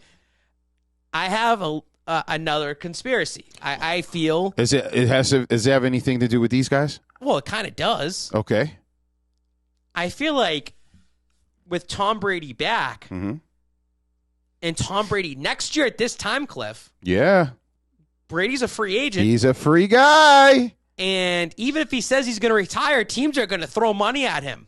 And it's going to be very hard for him to step away when he's going to. I mean, we saw Rodgers' contract. Yeah, it's ridiculous. Brady's going to get money. Yeah. Like, Brady's going to get maybe 35 to 40 million thrown at him. Wow, are you that's saying a lot. to go hang out in Vegas? If the dominoes fall. How dare you? If the dominoes fall a certain way, Cliff, and Carr is not their signed quarterback for the next, couple years, and he walks out that door, I could really see McDaniels drafting a guy next year and bringing Brady in for at least 1 or 2 years in Vegas. Tax-free. Put him on the West Coast. He's in a dome. It's a great way to build up. The coach already knows who you are and will let you do whatever you want to do. Yeah. They have the money out there. They have Davante Adams already there locked in. Here's that receiver. Hey, Rodgers, that's what you used to do with Davante. Watch what I can do at frickin' 48 years old with him. Yeah. It makes so much sense for Brady to land in Vegas. He would look sexy in that silver and black Raiders. That's a dope take. I've been thinking about it. He ends his career with the team that he had to fumble with. Yeah, Holy, It's not the San Francisco 49ers. It's not his childhood team. Right. Because I don't think that's going to work out. Yep. It's all timing. Yep. But look at the timing right now. Carr has 1 year left on his deal. The coach is Josh McDaniels. They haven't extended Carr just yet. They signed Davante Adams, one of the best receivers of the league, to a long-term deal. Carr slips out of there. They need a quarterback next year. McDaniels is speed dialing Tom Brady, saying, you come here and play for us for a year to year. Figure it out. We'll give you whatever the jet takes. is coming. How much money do you want? Yeah. Vegas is I believe it's tax-free. You're not getting taxed out there. Hey, you want to come on the West Coast? Want to bring Gronk with you? Come on. You want to get closer to establishing your Brady brand on the West Coast? Your family can move to California. Conventions galore for TB12. Go live in California. Fly over. We'll figure it out. It makes a lot of sense for him to go there. A lot of conventions for TB12. Tom Brady ain't falling off a cliff. Tom Brady's not going to get bad. I did want to say this earlier. Looking back on his post when we broke it all down that one day, he never said the words retire, but if you go back on Tom Brady's retirement post, he said that he could not make the commitment to football anymore. And because of that, he has to step away and focus on his other things. Hindsight's 2020. If Tom Brady doesn't have a spectacular year, he's going to use that as an excuse and say, hey, I told you I wasn't really fully committed. I have a lot of other things going on right now. Yeah. I feel like he's smart. He's setting himself up for certain ways. He knows what he's doing. No matter what happens. He knows what he's doing. But I think Vegas, no matter what, Brady can play this year, even if he has a half-ass craft year, he hits free agency, teams are going to throw money at him. He changes your franchise around. He gets you nationally televised games. He's Tom Brady. He's Tom Brady. He's going to get ticket sales. He's going to get jersey sales. He's going to get asses in the stands. And you know what? LA Rams, they won their Super Bowl, and the NFL really needed that to start pushing the LA market. They're going to want to push the Vegas market. It's no better time to get Brady out there. People are still going to watch those games. They're still going to believe Brady. Listen. He's playing until he's 50 at this point. I think right now that's the next little thing for him to do. He's playing until he's 50. He said 45, and I'll decide what happens, and he's playing at a high level of 45. He's going to have to say, I'm playing until I'm 50. Let me ask you, what if this guy came with him? Fox Bro forever, right? Yeah, Fox baby. Bro forever. Okay, so they're saying this is an old video and it was shot last year. Why is Tom Brady posting about it today? Why is Tom Brady putting it out there? Tell me. I know you have ideas. Why? What do you think? Brady likes to screw around with us, and do his subliminal messages. I did hear that Gronk, Brady, and Edelman are all meeting up, I think, next week. Or 2 weeks from now. But is it for the race, though? It's for Naples, Florida, and I think it's for a Best Buddies event. Okay. But, Jules was a little sad that Brady left. Let's get the band back together. Now, One more time? I get it. he's got the bone-on-bone thing in his knee, and he looked pretty fine out there running routes. We're not asking him to play a whole 16 or 17 or 18 when he decides to come back. And how many snaps does he really need? Just put him out there. Like a Danny Amendola. Just put him out there to be a veteran guy that just talk to some of these guys. I mean, I'm telling you, dude. If this happens, honestly. If Edelman leaves, Patriots fans should be upset about that. Would you be upset? Yes. Really? I wear this hat all the time, dude. Okay. I love it. It's a comfortable hat. Chunky's hat, right? Okay. It's actually one of my most favorite hats. I couldn't wear it. I'd burn this. It's done. Like, you want it sucks in sports because there's no more loyalty anymore. I get it. It's business. And it felt like Edelman was that guy who was like, all right, I'm here. I'm going to stay here. That's it. Yep. He does the Foxborough forever. They did the halftime celebration for him against the Saints game. He's going to be a Pats Hall of Famer. There's already talks. Will he make the actual Pro Football Hall of Fame? But if he just does the 1-year stint in Tampa just to do it with Brady, it's just another souring legacy for New England. And fans are going to accept it. You fans out there suck because you're just going to be like, oh, yeah, that's fine. Edelman's a grown man. He can do whatever he wants to do. It's a business. I think it's disgusting that you got played. Gronk played you. Brady played you. And then Edelman's going to play you. That's disgusting. And you're going to accept it and sit there. Well, they won us all these rings. Like, it's what? You got played. I just... So bothers me. There's something there. So you don't like it. There. So you don't like it at all. No, I hate it. So it happens. You're done with them. Kaput. It just sucks because they hold all the weight against you. And they probably could happen. They own you. Like it's I don't know.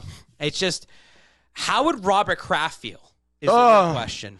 I think he'd feel like it's another son stabbing him in the back. I would want to send wellness checks at his home like every hour on the hour. Make sure he's okay. I mean, so you said this, like, there are certain players out there. Mm-hmm. They don't need the Patriots. Right. The Patriots need them. Yep. And this isn't just Tom Brady.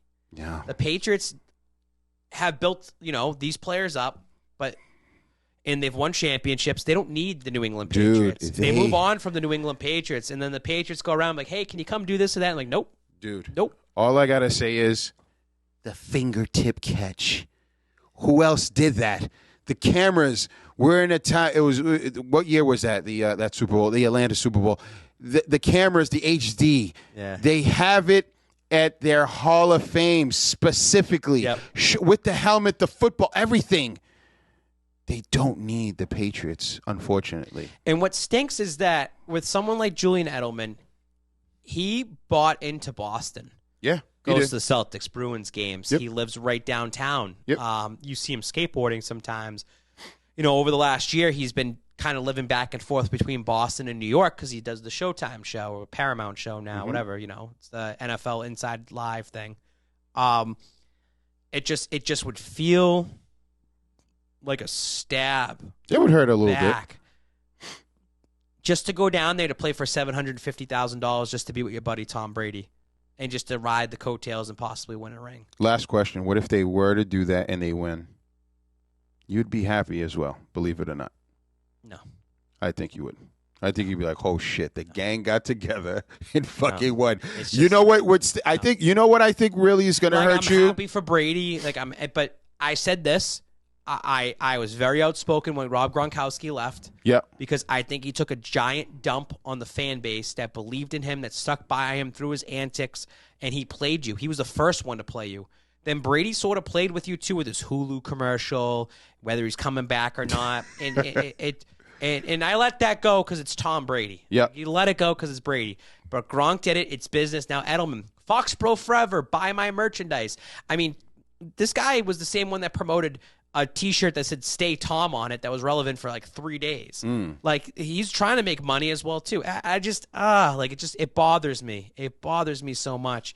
It just sucks because this was such the greatest run for New England sports, was the New England Patriots. Right. And these guys that really made the difference are kind of like leaving you high and dry. They don't need you It's the players that made the organization, not the organization that made the players. And I think it's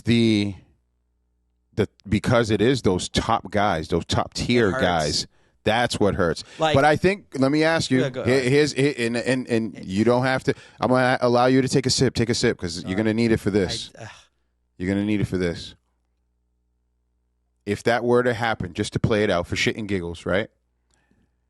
Do you think it would really hurt you because you say, holy shit, maybe it wasn't the coach.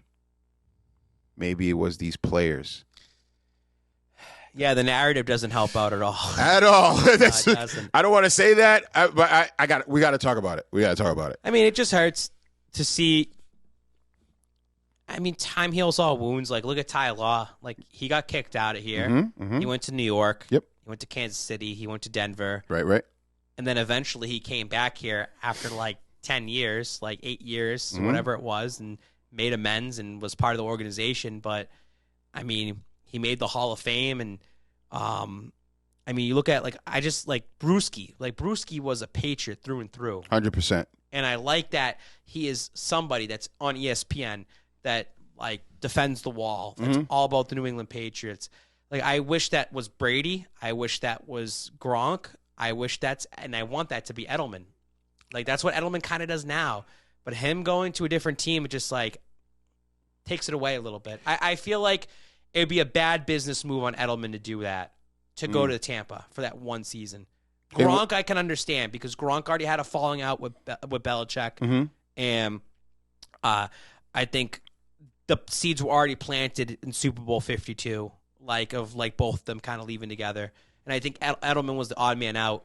If Edelman stays true and doesn't go down to Tampa, and Brady's time and 10 years out of here, they're gonna highlight Edelman like in the highest regard. They might highlight Edelman more than they will Gronkowski. I think, they can do that simply because of that catch. I keep going back to highlight things, but I will say this, and this is my final question for you. Brewski can't do that because Brewski was part of a full defensive squad. Yeah. He didn't individually affect a game, right? He didn't win a game. Not at that type of level. Not like an Edelman, right?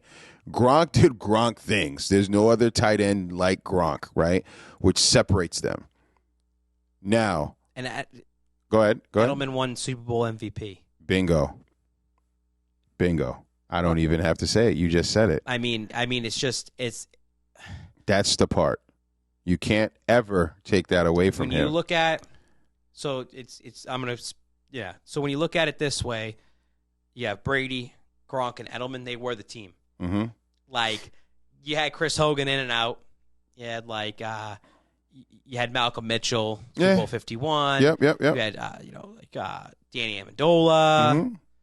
You had some of these guys that came in that just played a minor role, right? That were part of it. Brandon Cooks, for a year. But those three were the team. Yep. Those three in some sort of capacity. They were Patriots. And another thing about Edelman, and you talk about the catch, Gronk didn't even play that game. Yep. Gronk wasn't even there. Yep. So he means a lot. I mean, Gronk is Gronk. He's a beast. That's why people love the Spike. Mm-hmm. That's why Spike King. And people see Brady and Gronk, but Edelman is above him, I would say, in terms of Patriots. Yeah. In terms of what he's done. Well, true Patriots started from nothing. He was a quarterback, became a receiver, grinded out, had to fight over Wes Walker, beat Wes Walker. That luster if he leaves this organization and plays for that 1 year off somewhere. Probably. And I don't like that the fans are just going to allow it to happen. I'm going to ask the last question.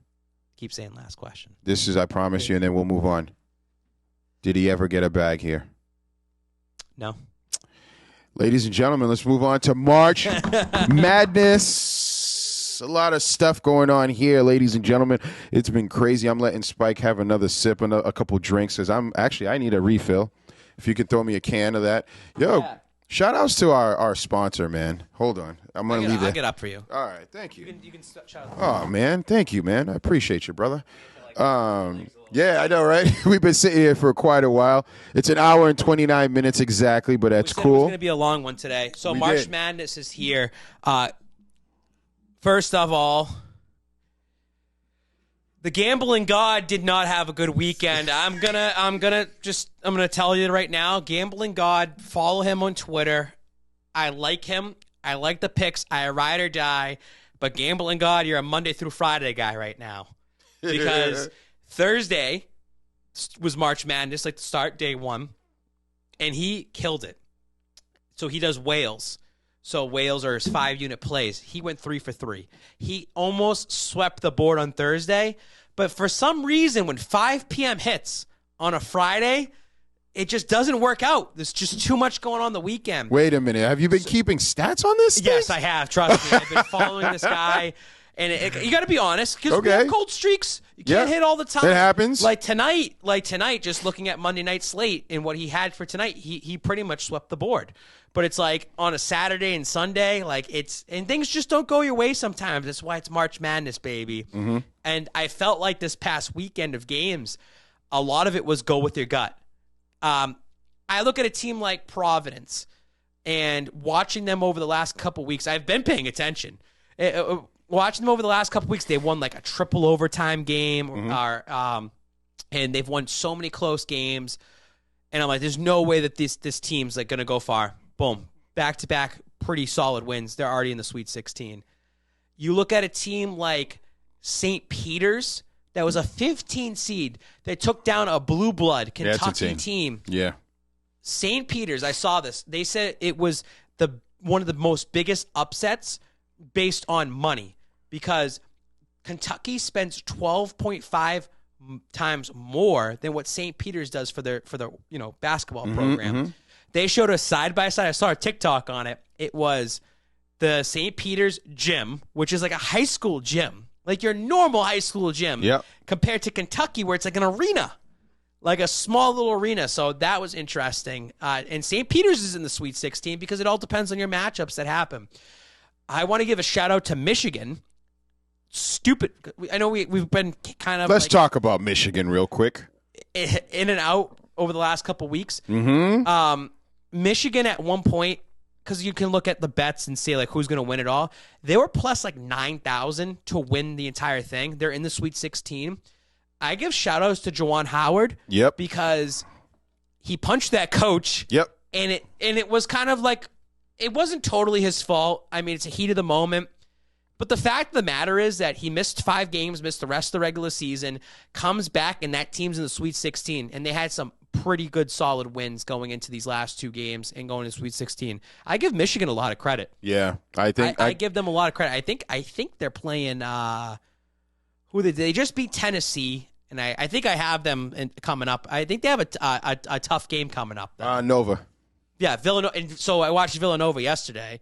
I had Ohio State, and like they got obliterated. Nova's great from the 3-point line, 3-point range. Mm-hmm.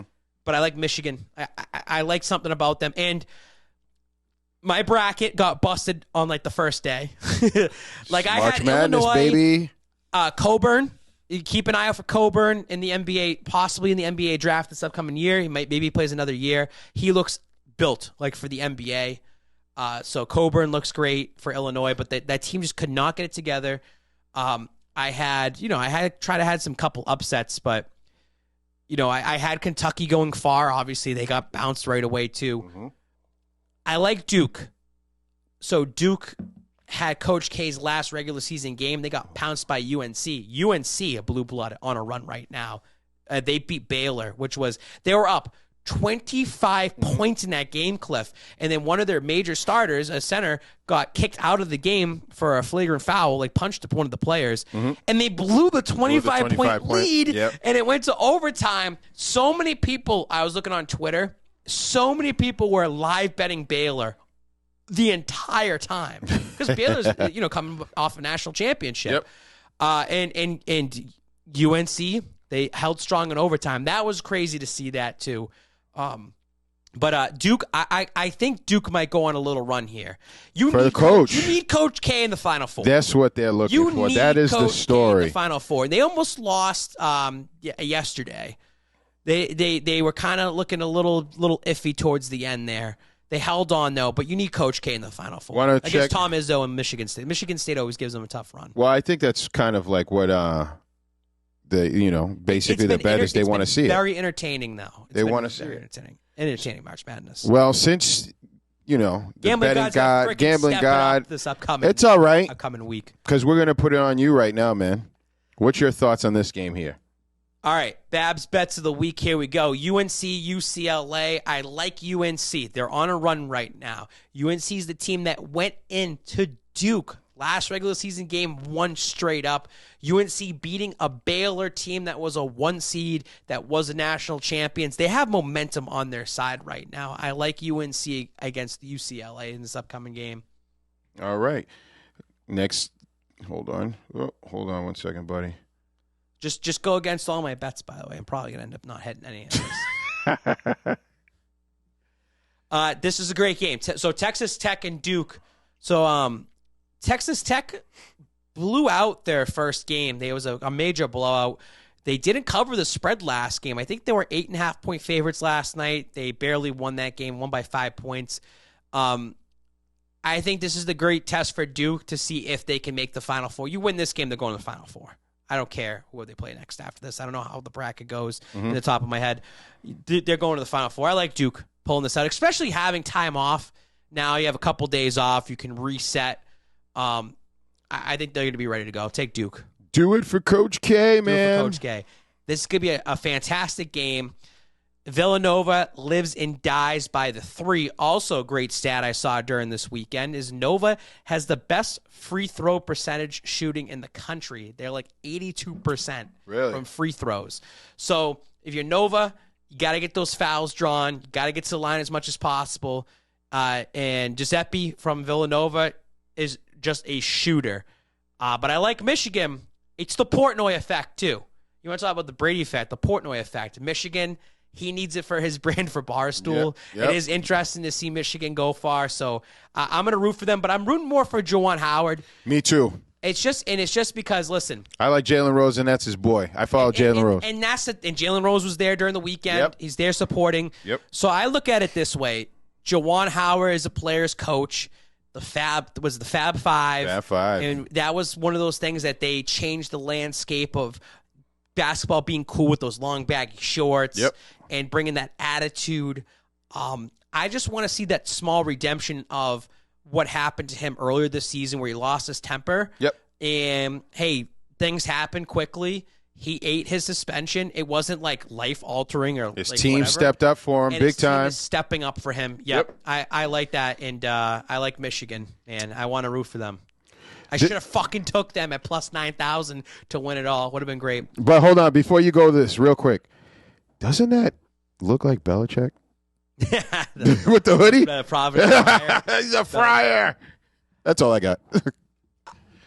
I don't know about this Providence team. I am shocked that they're here in the Sweet 16. Just because of the conference that they come in from. They haven't really played like crazy good teams this year. And I'm picking them because it's like, and I mean, Kansas. Go local. Blood. Kansas blue blood. Like, they're a team that should win this. Kansas should win this. But for some reason, Providence is going to come out with like a 1 or 2 point victory. They're just such a scrappy team. I don't know too much about them. Like, sure. I follow along, and I'm baffled that they've even gotten this far. Listen. But I kind of, and shout out to Providence in their college, because I'm from UMass Lowell. Went there, did the whole hockey thing, because that's all they pretty much had at UMass Lowell. And I've been down to Providence. I've seen the arena, their hockey team and basketball.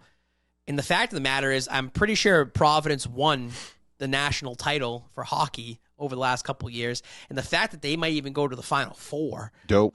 It's great because it's New England area. That's I wish Boston College, I wish college meant more up here in this area. It's supposed to. It should mean something more. I would love to see Boston. It'd have to be Boston College. I would love to root for Boston College. I remember when Boston College with Jared Dudley, and they went to the Sweet 16, and that was a big deal. I was young at that time. But that was a big deal at that time. Shout outs to Dana Barrows. He's an alumni. He was at Varian Brothers High School where I attended, and he also, I forget how far he brought BC, but he also played for the Boston Celtics as well. 3-time All-Star. I just wish the college was taken more serious up here. Agreed. It'd be because there's more sports to talk about. Green. Since we're talking, I say green. I said agreed. I said agreeing, but it's because I'm looking at this here. 5.5% getting to you. That 5.5, and because I seen Kevin Garnett was up. Can you talk about this? Because I know you went there. I'm a little upset I didn't have the opportunity to attend, but you know what? Here, boom. Thank you. Thank you. No, seriously, KG, shit. Thank you. The attitude, the grit, the flair, the charisma, the way in which we just approach the game, the way we beat people down day one was amazing. And I think there needs to be more light on it. I love that because I follow local sports. Like when the Celtics are playing, even if it's on TNT, I watch my local television, you know? And Scalabrine was talking about just like some of the stuff that they do on the side. And I've been fortunate enough to kind of like speak to Scal on the side. I'll say he's a friend of the show. And I'll tell you, seeing him interview KG, because he said he was a little nervous, was so dope. But you know what was the dopest thing that happened throughout? Was the way that just Kevin Garnett didn't care, and he was who he was. He swore twice, and it's like they were like, it's KG. It just has to happen. And I miss that. Like, the intensity. It just brought me back to when I used to watch basketball. Not today's basketball, in the past. Just the intensity, the pride. Like, KG, they need to take some of his blood and infuse that to some of our Patriot players just because of the energy and the pride that he took. And I know you, because I'm going to set you up. Are you ready? Because you, Mr. Babs, were not a fan of them retiring his number because of 6 years. You had a number, I think you said 10, but my thing is, let's look at other players that might have had an opportunity to be here for 10 years. Did they bring what he brought every game? That energy, that attitude, and not only that, the respect that he has for the Boston Celtics. I would like to come out here and make a formal apology. That's what's up! I fuck with you, man. I would like to make a formal apology to the Boston Celtics and to the Kevin Garnett family. I was somebody that said that KG's number should not be retired. And after watching that ceremony, after seeing how the entire day went and how the fans went, that number retirement was well-deserved because you can have that sense of feeling that KG is going to hold this with pride going forward. With him putting that number up to the rafters and him crying, like his emotions were real. I still feel that it was a publicity stunt in certain ways, but I think seeing KG in person and being very close to it, you got that feel. Like there was a feeling in the air. I really just, and I'm going to say, I think it's deserved, especially with the stories and what they showed and the highlights. I just want to see KG around a little bit more often. That's all I ask. That's all I ask, Cliff. Because if KG comes and does this and I don't see him for the next 2 years, like I want to see KG coming up this upcoming playoff series. Like when they play in the playoffs. I want to see KG around. He needs to be around. And now that the emotions are out and you want that heart, you want that grit, just think about KG. First round, Celtics. He's sitting there. They show him on the camera. That crowd's going to get hyped. That's going to add that to the extra atmosphere the Garden needs for this Boston Celtics team coming up. I give props to Kevin Garnett. That was an awesome ceremony. Yeah. I give props to you. Matured. Listen, while watching it, I legit was thinking about you. And I was like, man, I wonder if, Brian understands, the difference of what it used to be. Jim O'Brien chucking up threes. He was our coach with Anton and Paul Pierce just chucking threes, and it was a cluster here. They said to him, it was Wick, who said, we haven't seen anybody bring that intensity in what you did since like Bill Russell. And knowing KG back in the day and still what he is today, him and Bill have a really good relationship. Mm-hmm. Like, he believed in it. He did believe in the Celtic culture. He took it right away. It's just unfortunate that they could have did more during his time frame here. Right. And that's, I think, the heartbreaker. But it was a nice reunion. And I think the important thing that I saw from that ceremony, the fact that Ray Allen was there. Oh, let's talk about that. KG. What did you see? KG said that Ray Allen's number should be next up. Slow down, KG. I think that was emotions. He was in the moment. He was in the moment. Okay, he was in the moment. We're going to let that one slide. Does not deserve to be No. up there. No. I am apologizing to you, KG, and saying, like, okay, it's for acceptable. You. Yes. Like, yes. Is it not anymore? No one else should be up there. Yes. I just think there's a lot of emotions that past weekend. Because they all met together at the Encore. They had that night together. Mm-hmm. They're all in the court. They're all reminiscing with old things. So Ray Allen being there and them hugging, I think maybe even the All-Star game might have had something to do with that too. Because remember we talked about that picture and KG looked pissed. Yeah. And LeBron's throwing it in their face. And, yep. and I'm sure KG fucking hates LeBron. Yeah. But I'm sure they had some private conversations. Maybe they invited him out at that point, said, hey, we want you to come up. Maybe they saw our show like, oh, shit, the breakdown that Cliff was saying about LeBron laughing and KG clenching his fist, like as if he wanted to slap the dog mess out of him. I was really happy seeing it all happen, like, and Paul Pierce coming together and kind of just saying, all right, cool, we're cool. Does Ray Allen still suck for leaving us for the Heat? Yeah, he does. That moment and when they embraced, like KG and Ray Allen and then Paul Pierce ran in, it kind of ended that. Like, you ended that for you? It was all's good. Okay. All's forgiven. I think KG understands it. I mean, KG has even said if he could have left Minnesota earlier, he would have. To go win rings. Like, you have to. Like, you have to understand that at some point. His loyalty was his biggest downfall. Yeah. Which is also his biggest strength. And that's why his number's up in the rafters. Correct. I mean, it worked out. I respect that. It was great. I respect that. Shout outs to Kevin McHale. We need to have a story because if it wasn't for Kevin McHale, none of this would have gone down. That's true. Yeah. I also want to look at, too, shout out to KG. So if you followed me on Instagram that day, and if you follow VIP Beantown, you can get some upgrades. They hooked you up. Got hooked up. How? I got hooked up twice. How? I was not sitting, but I was in the suite to start the game. Let me paint a picture for you guys. So I thought you walked down, to be honest with you. It's Michelle's birthday. I thought you did a big baby Davis.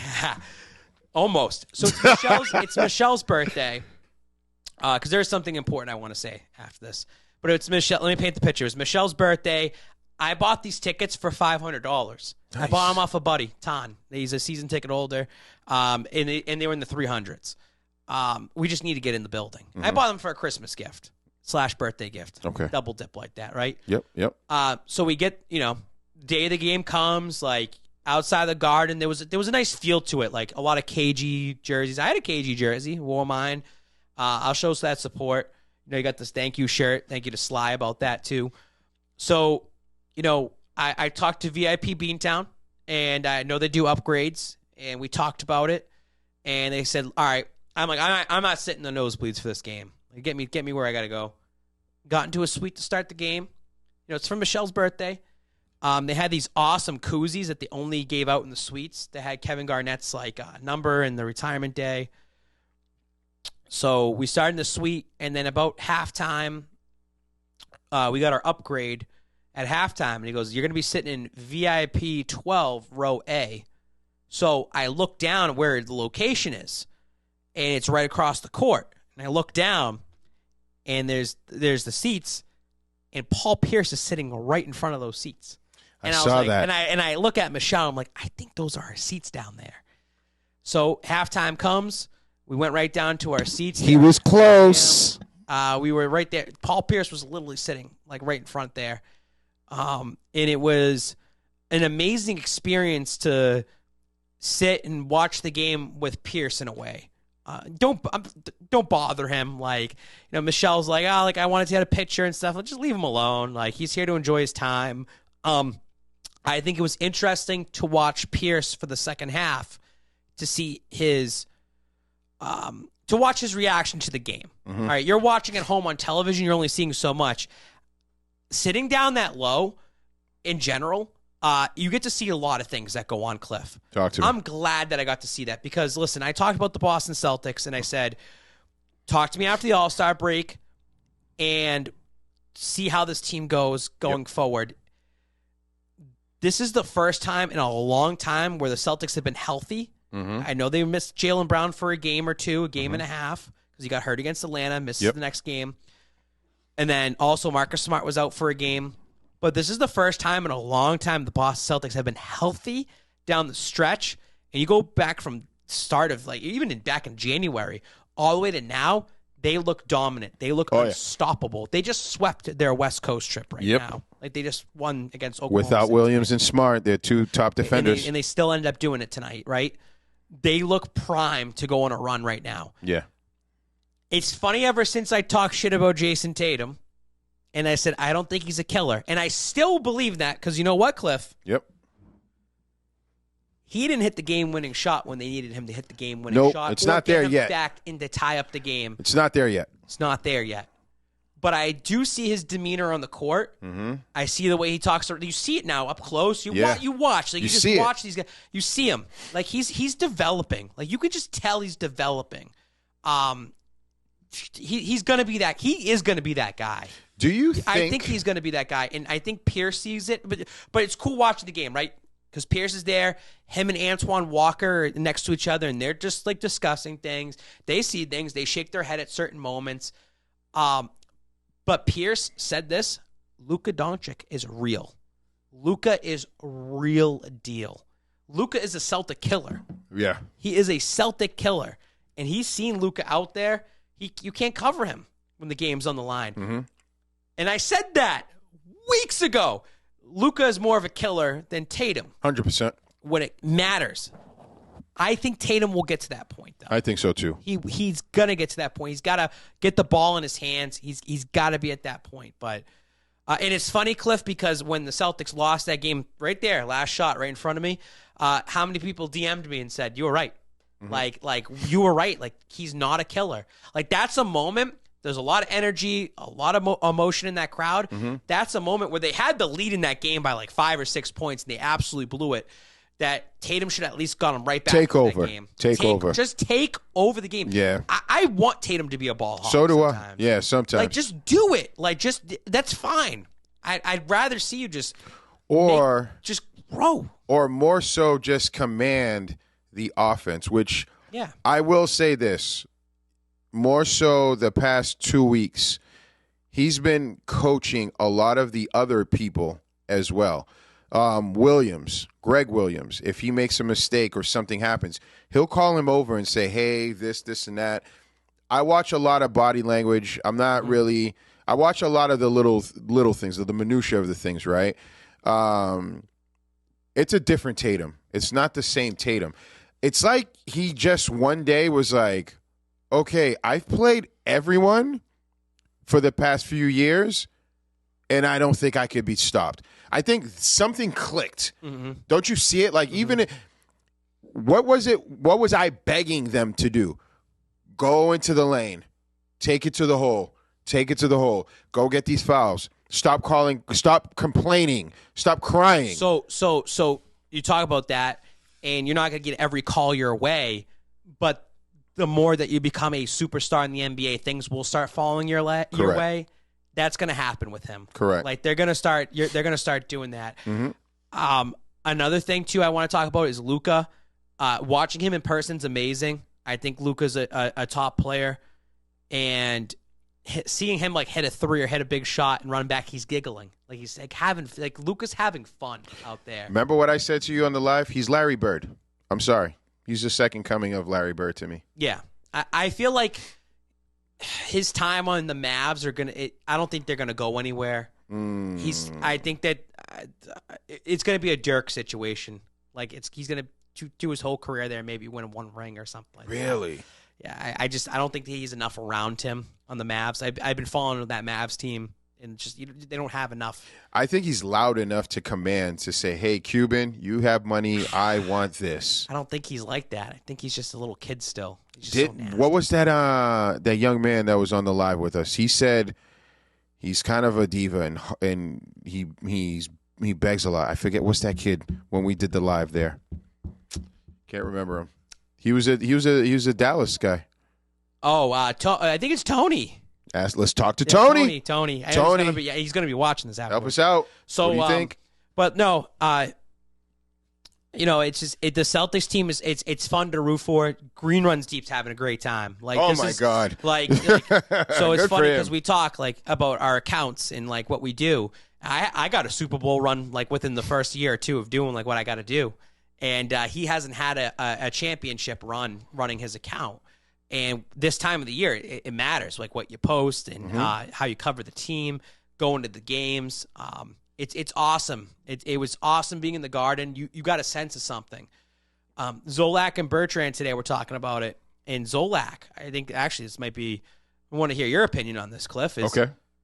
Zolak said and Bertrand together agreed, if the Boston Celtics win the championship this year, it would be one or the most impressive Boston sports championship in the last 20 years. They said excluding the 2001 Super Bowl win.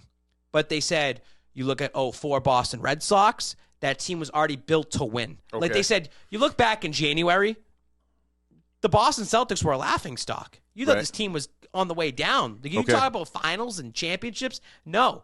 Dave's team has really turned around. They said, the Patriots in 01 was a surprise. But the rest of the Patriots, they were built. Like, they were built to compete and win. Like, that's what they were.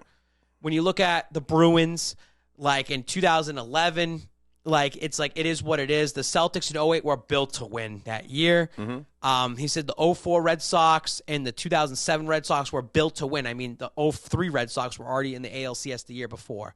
And they needed just a quick change for pitching and also come from management, coaching. But he said the 2013 Red Sox was a team that like kind of surprised a lot of people. They shouldn't have been there, and they made it all the way. Okay. So that was their sense, and I kind of agree with that. And they also said to Cliff that if the Celtics can win, it kind of shifts the momentum in the NBA a little bit in terms of superstars. Jason Tatum, would you call him a superstar? Not really yet. Like, he's not the superstar of the NBA, but look at a lot of the teams around him that are winning. Curry, Giannis, Kevin Durant, those are superstars. Embiid is a superstar. Right. LeBron James, of course, is a superstar. Correct. Those are teams that are winning. And they said Tatum doing that now at the age he is now would put him in that superstar category and kind of just shift them the change in what Boston needs. But if the Celtics can win the championship this year, they're going to have something good. They might win multiple championships because now you have that young core, and now people are going to be like, oh, I might want to hop on the Boston Celtics. So a couple of things. I think I'm going to – Beetle, come on. Beetle Bertrand, you're my guy. Zoe, you're my guy. But I'm not going to agree with that because of this. Yes, when they brought the 08 team, Celtics 08 team, they were built to win. But the way they won it was unheard of. It was unseen. Sincerely, like, people were kind of shocked. And then how they started bringing in other pieces, like Sam Cassell, bringing in, oh my goodness, he was kind of like the sixth man. Eddie House. Who's that? Eddie House? No, not Eddie House, but the shooter forward. He played 4 and 5. He played 4 and 5. No, because Poe was there. They brought him. Either way, bringing in these people when they were like, hey, we have our big three, but we need additional components, to me was amazing because they were still trying to figure it out. This Celtics team if you go back, they were not in the finals, but they were getting really far. So our expectations were really high. Then we brought a super team. I would like to think they were a super team. Hayward got hurt day one, first game, 5 minutes into the game, if that. Kyrie just didn't work out. He didn't really want to be here, I don't think. And then now we're here. So I think this team winning it would be pretty awesome, but it doesn't beat 08 just because of how it happened. Tatum being a superstar, I think he is a superstar, but the light is not on him, meaning he's doing everything that a superstar is supposed to do. He's not necessarily dropping these daggers, to finish games. Well, right now they're beating teams by 20 plus because of defense. I think he's still figuring himself out. I think he's still not trying to be the super alpha male.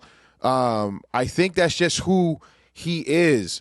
I think that with Tatum being the way he is as far as a calm, collective person, his demeanor, it doesn't allow him to have, like, quote unquote, this superstar mentality. You look at Michael Jordan, killer.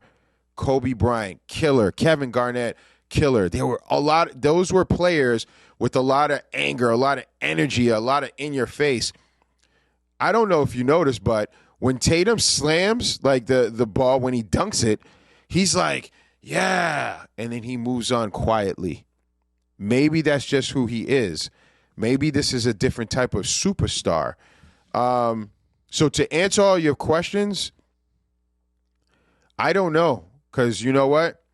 We're not done. The season's still here, but I think with the season, the way it's going, where there was so many ups and downs, look at Marcus Smart. Why are we not talking about him? He's balling right now because he's decided, hey, I am just a point guard. Hey, I know my role. I am not a superstar. That is not my role. It's these guys. Maybe and we'll look back because we'll revisit all of this, right?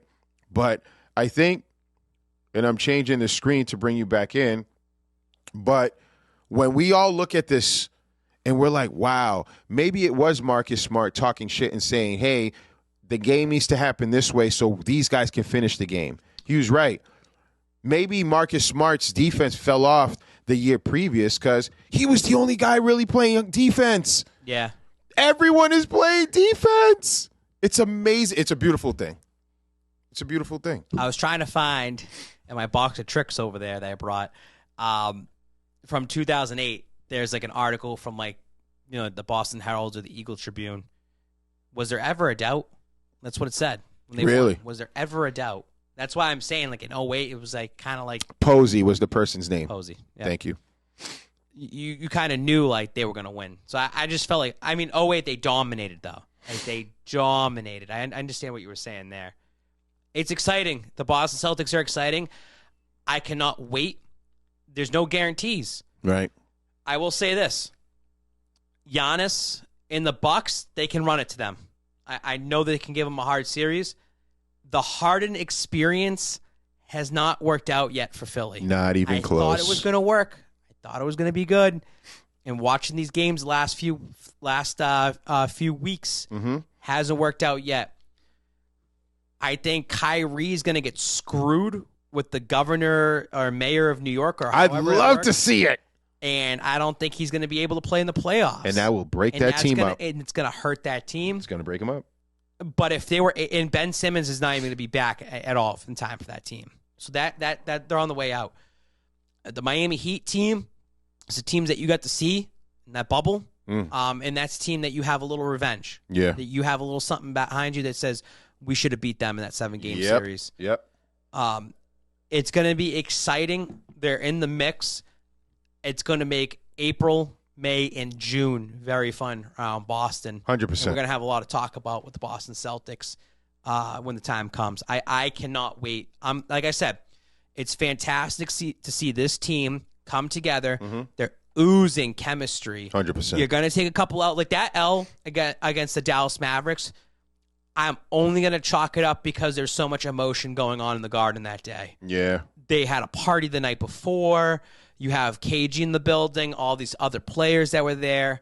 You might have lost a little focus. So you know how you regain that focus? You go out on your West Coast trip and you sweep it. Now, you talk about defense. They held the Warriors to 32 points, I think, or 36 points. Yep. 32 in the first half. Like, unbelievable. And, yeah, Curry got hurt. It doesn't matter because they held Curry in check all the way up to the point where he got hurt anyways. Mm-hmm. And even when Curry's hurt, Jordan Poole's been nice for them. Yep. They still have a really good talented team. They have a good core. Good core over there. Good core team. They held them in check out there. Then you play against Denver Nuggets in the reigning MVP Jokic. And it's like you hold them in check. And you're doing this on the road. Yep. This team has something. And then this back-to-back game today where, yes, they didn't win by 20, but they were smashing them. They were up 27 points. Yeah. Okay, so dead legs at the end. It is what, okay. I'm excited. I'm excited. They got covered 14.5 points. It's all right. But these games, it's awesome to watch them. Now they're going to come home for some home cooking. They have some tough games left. Like they have to play Utah. Mm-hmm. They have to play, I think their last 3 games in a row is like a Memphis, Miami Heat, another playoff team that's in the mix there. There's no guarantees going forward. It's also fun to see how there's a video out there. I'm going to find it eventually where the New York Knicks beat the Boston Celtics opening night. Mm-hmm. And those Knicks fans were like, it's our time now. It's our time now. And now they're not even going to make the playoffs. Oh, man. It's hilarious how that works out.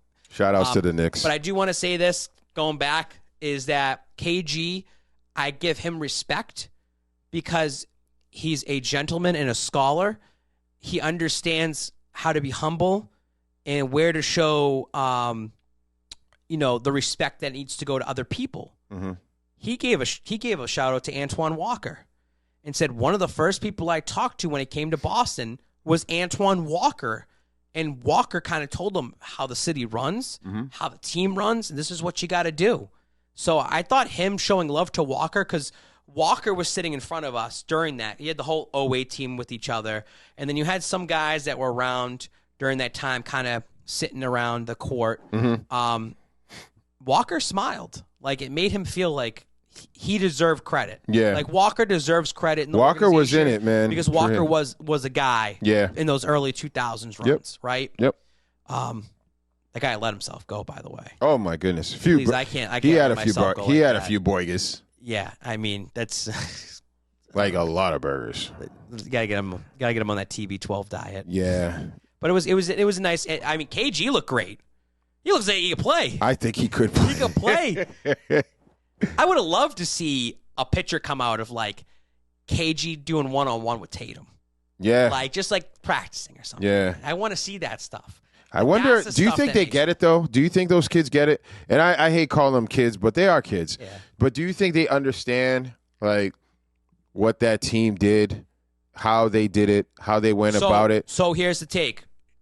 Maybe they didn't, and then maybe them losing against the Mavs, and then they had to go shower and come right back because they all came out to watch that ceremony. Ooh. And I think them watching that and seeing the videos, mm-hmm. seeing how the team reacts, I think that was a good little ceremony at this point in the stage to kind of say, hey, that could be you one day, Jason Tatum or Jaylen Brown. Yep. And the rest of the team that's here that you could be celebrating with them. Mm-hmm. That could be this team. And, I mean, the fact that they lost the Dallas Mavericks, blew a lead. It's a good loss then. A good loss because they went 4-0 the next 4 games on their West Coast trip, and they're coming back home after that KG thing. Yeah. I think maybe it gave them a little attitude adjustment. That is one thing I am afraid of, I will say, is there's a lot of great shit happening. Are they Peyton peaking Pritchard, too early? Are they peaking too early? Pritchard is balling right now. The kid can't freaking miss a shot right now. Williams is acting as if he's Charles Barkley under the hoop. It's unreal. And I'm talking about Grant Williams. Then you have the other Williams who is balling. Yeah. He's really he's the third guy. He's the third guy. We got to stop saying, oh, like he's the third. Like we're always talking about the big three.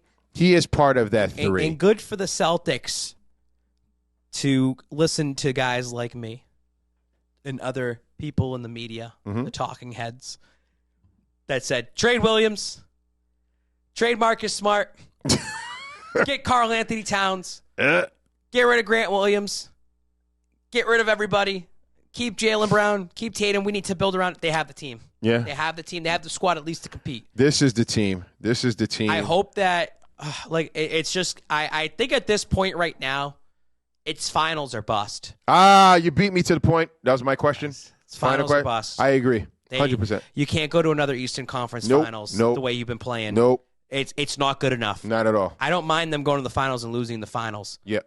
That's fine with me. They need to go to the finals. Step back. They need to be in the NBA Let me take a step finals. back. So what if they get to the Game 7 versus Milwaukee? In Milwaukee or in Boston? No, it's got to be in Milwaukee if they lose. What do In you think? Milwaukee, Game 7, you got to win that game. So even if they lose, that's still a bust to you? Yep. Okay. I'm all right with that. At this point in this stage of the game, it's finals. The way they're playing especially, that's what...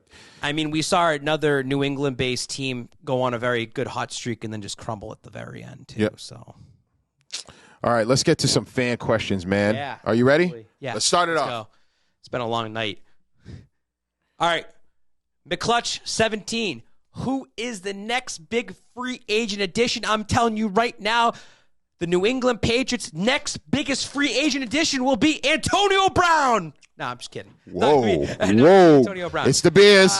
It's going to, next big free agent addition, maybe it's Leonard Fournette. I mean, the fact that you're looking at Leonard Fournette already, Belichick likes him. I'm very interested to see what money he would throw at him. And I also look at it, Damian Harris has 1 year left on his deal.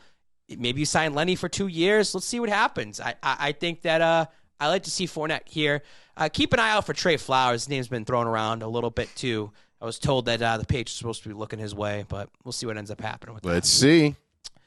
Oh, look at that. Good segue. Tony Baloney, 45. I know Tony's watching. That was the one that talked about the Mavs, by the way.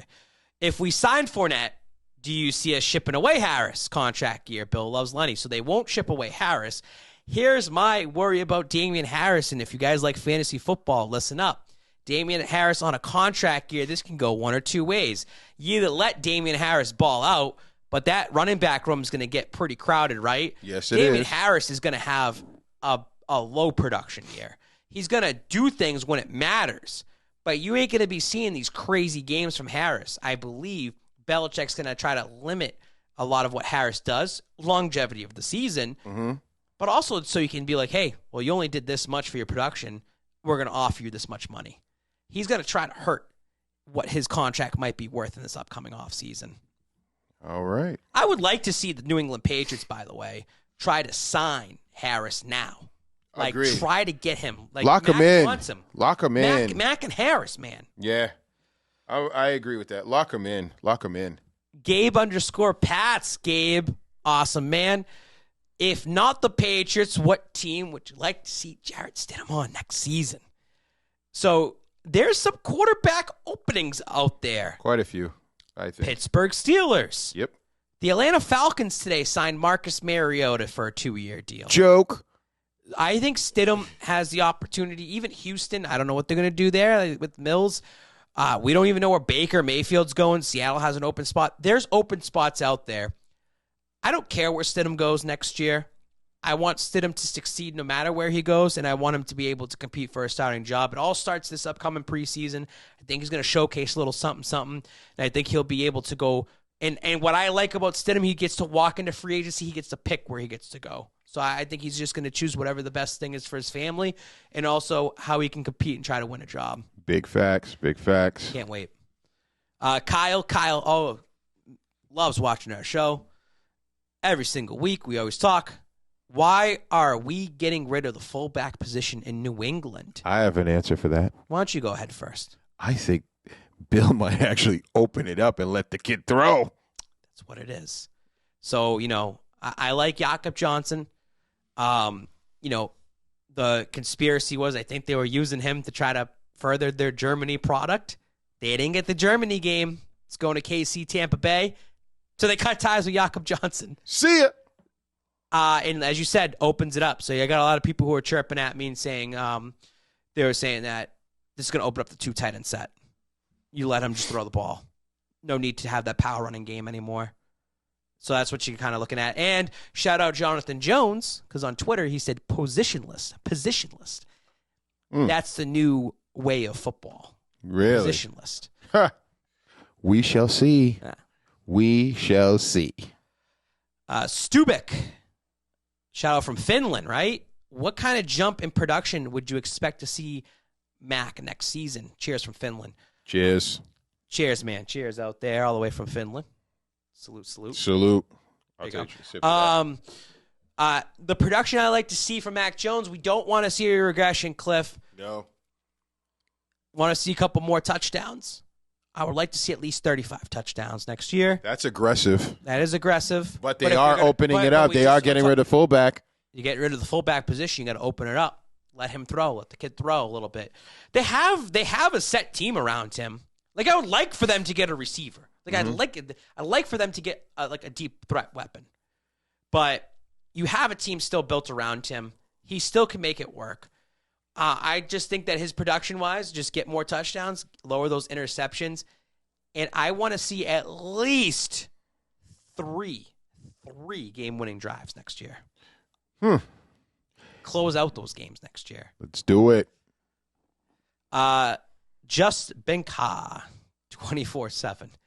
What direction do you think we will go in the first round of the draft? Who do you want for the draft? So now, I talked about this a couple weeks ago, right? Mm-hmm. Don't talk about the draft till free agency comes. We're here. We're here. And then Belichick was sleeping during the entire first week of free agency.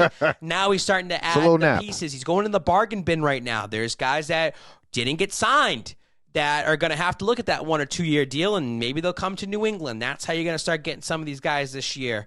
Still a little too early.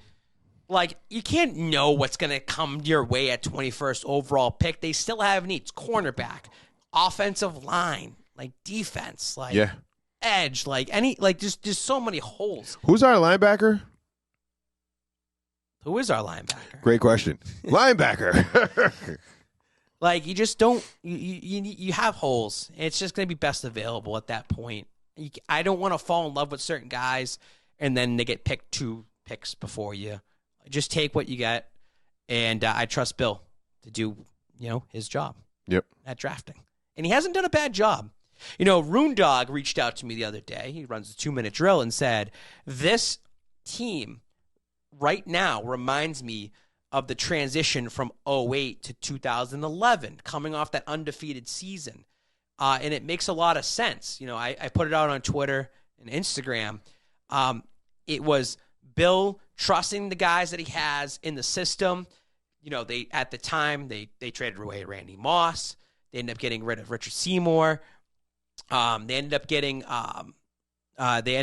going through the draft at that point. Like, remember, they drafted Hernandez, they drafted Gronk. I had it all out there, and we were going back and forth about it. And he said, hey, remember, 2011, their defense sucked. Like, this year, I don't think anyone's, saying this defense is going to be good. They're taking a step back. Yeah. So this is what it kind of feels like, and I think that you're going into this draft, it's super important. Bill's got hit at least on 4 of these picks coming up. But over the last couple of years, you look at some of the picks that Belichick's got, they're forming a team. They are forming something to have some talent out there to win games and win football games. So you're saying 4 picks, and I'm saying that I guess that's not going to be any receivers because we just don't know how to pick receivers. No. I don't see them getting a receiver. All right. Me neither. No. I think they'll just go where they got to go. Yeah. Got N'Keal Harry. Canada doesn't – I've said this enough all year. N'Keal. Cheers to N'Keal. That's how about we say that. All right, so ladies and gentlemen, boys and girls, we are at that point of the night. Final thoughts. My personal final thoughts is that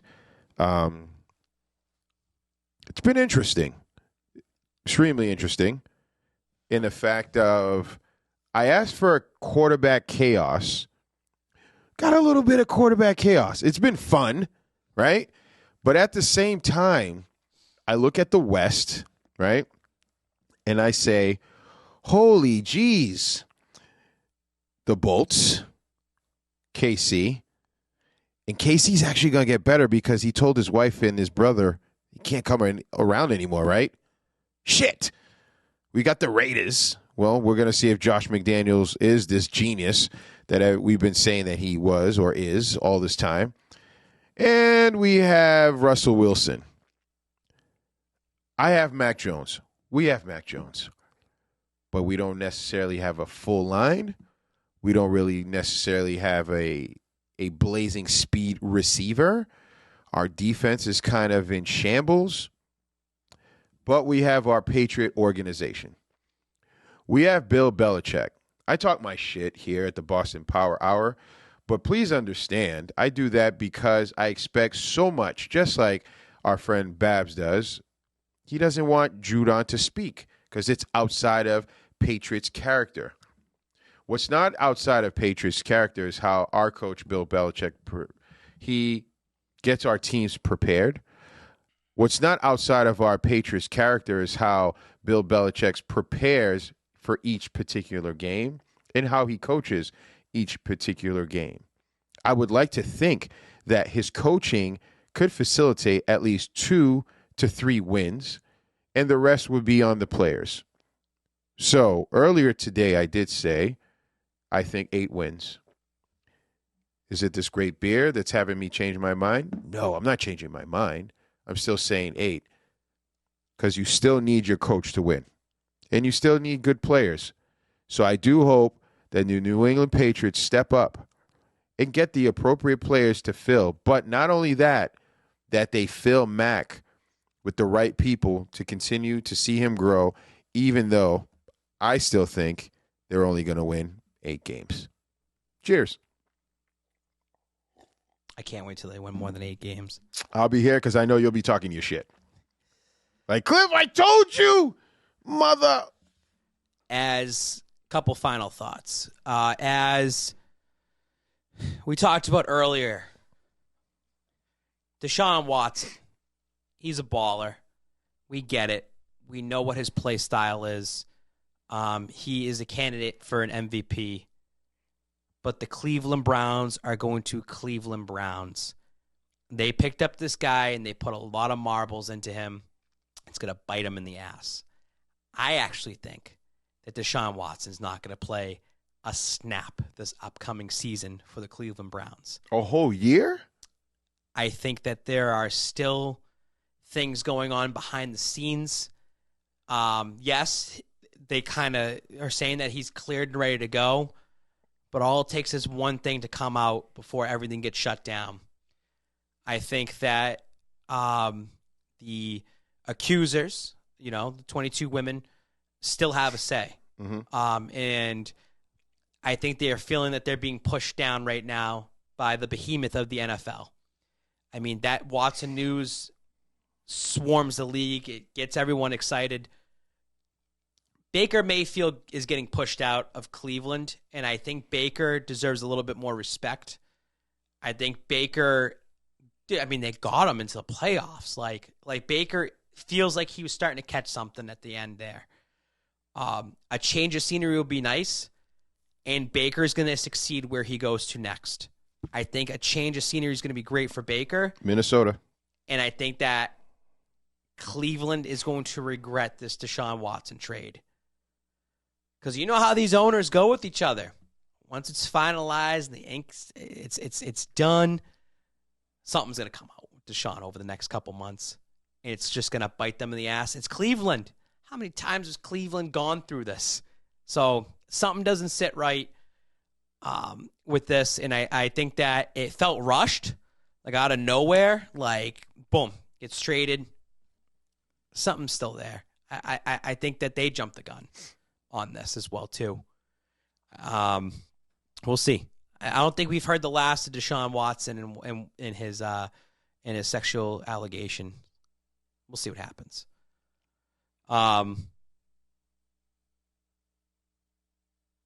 dude, this is getting late at night. Like, I don't know how we can keep going like this. It's the beers. I'm like, I'm not even the beers, dude. It's like tiresome, man. It's crazy. It's crazy. I can do this. Cliff, I always appreciate you and what you do here for Boston Power Hour. And I hope, we can start doing these shows a little bit more often. I like them being spread out because if we did this on the Monday and then the next day, J.C. Jackson, something happens with him. If we did it again on a Monday, and the next day, like, free agency opens up. It's good that, like, we let things kind of breathe and happen as things go.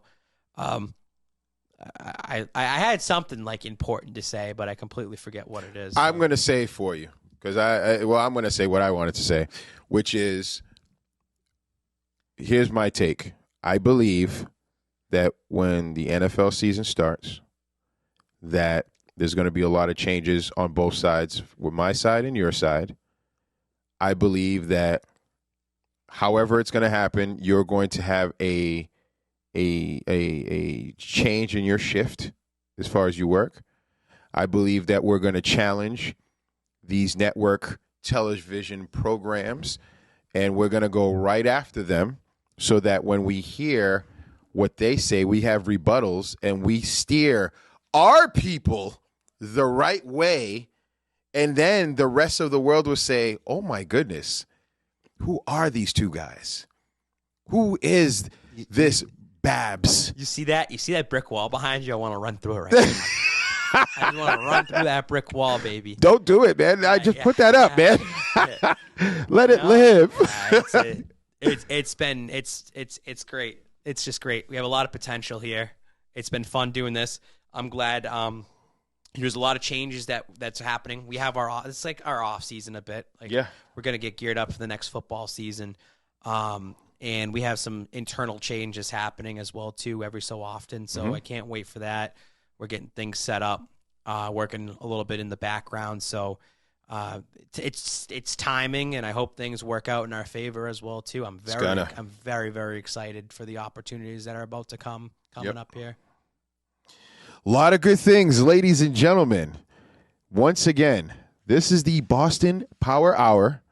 My name is Clifford Bonet, and you know who that guy smiling over there. What's your name? Babs. Babs, baby. Ladies and gentlemen, stay tuned because we have so much more coming your way as I'm looking at this spider crawling down. You saw that? That's amazing. I wish I had a camera for that. Be good, guys.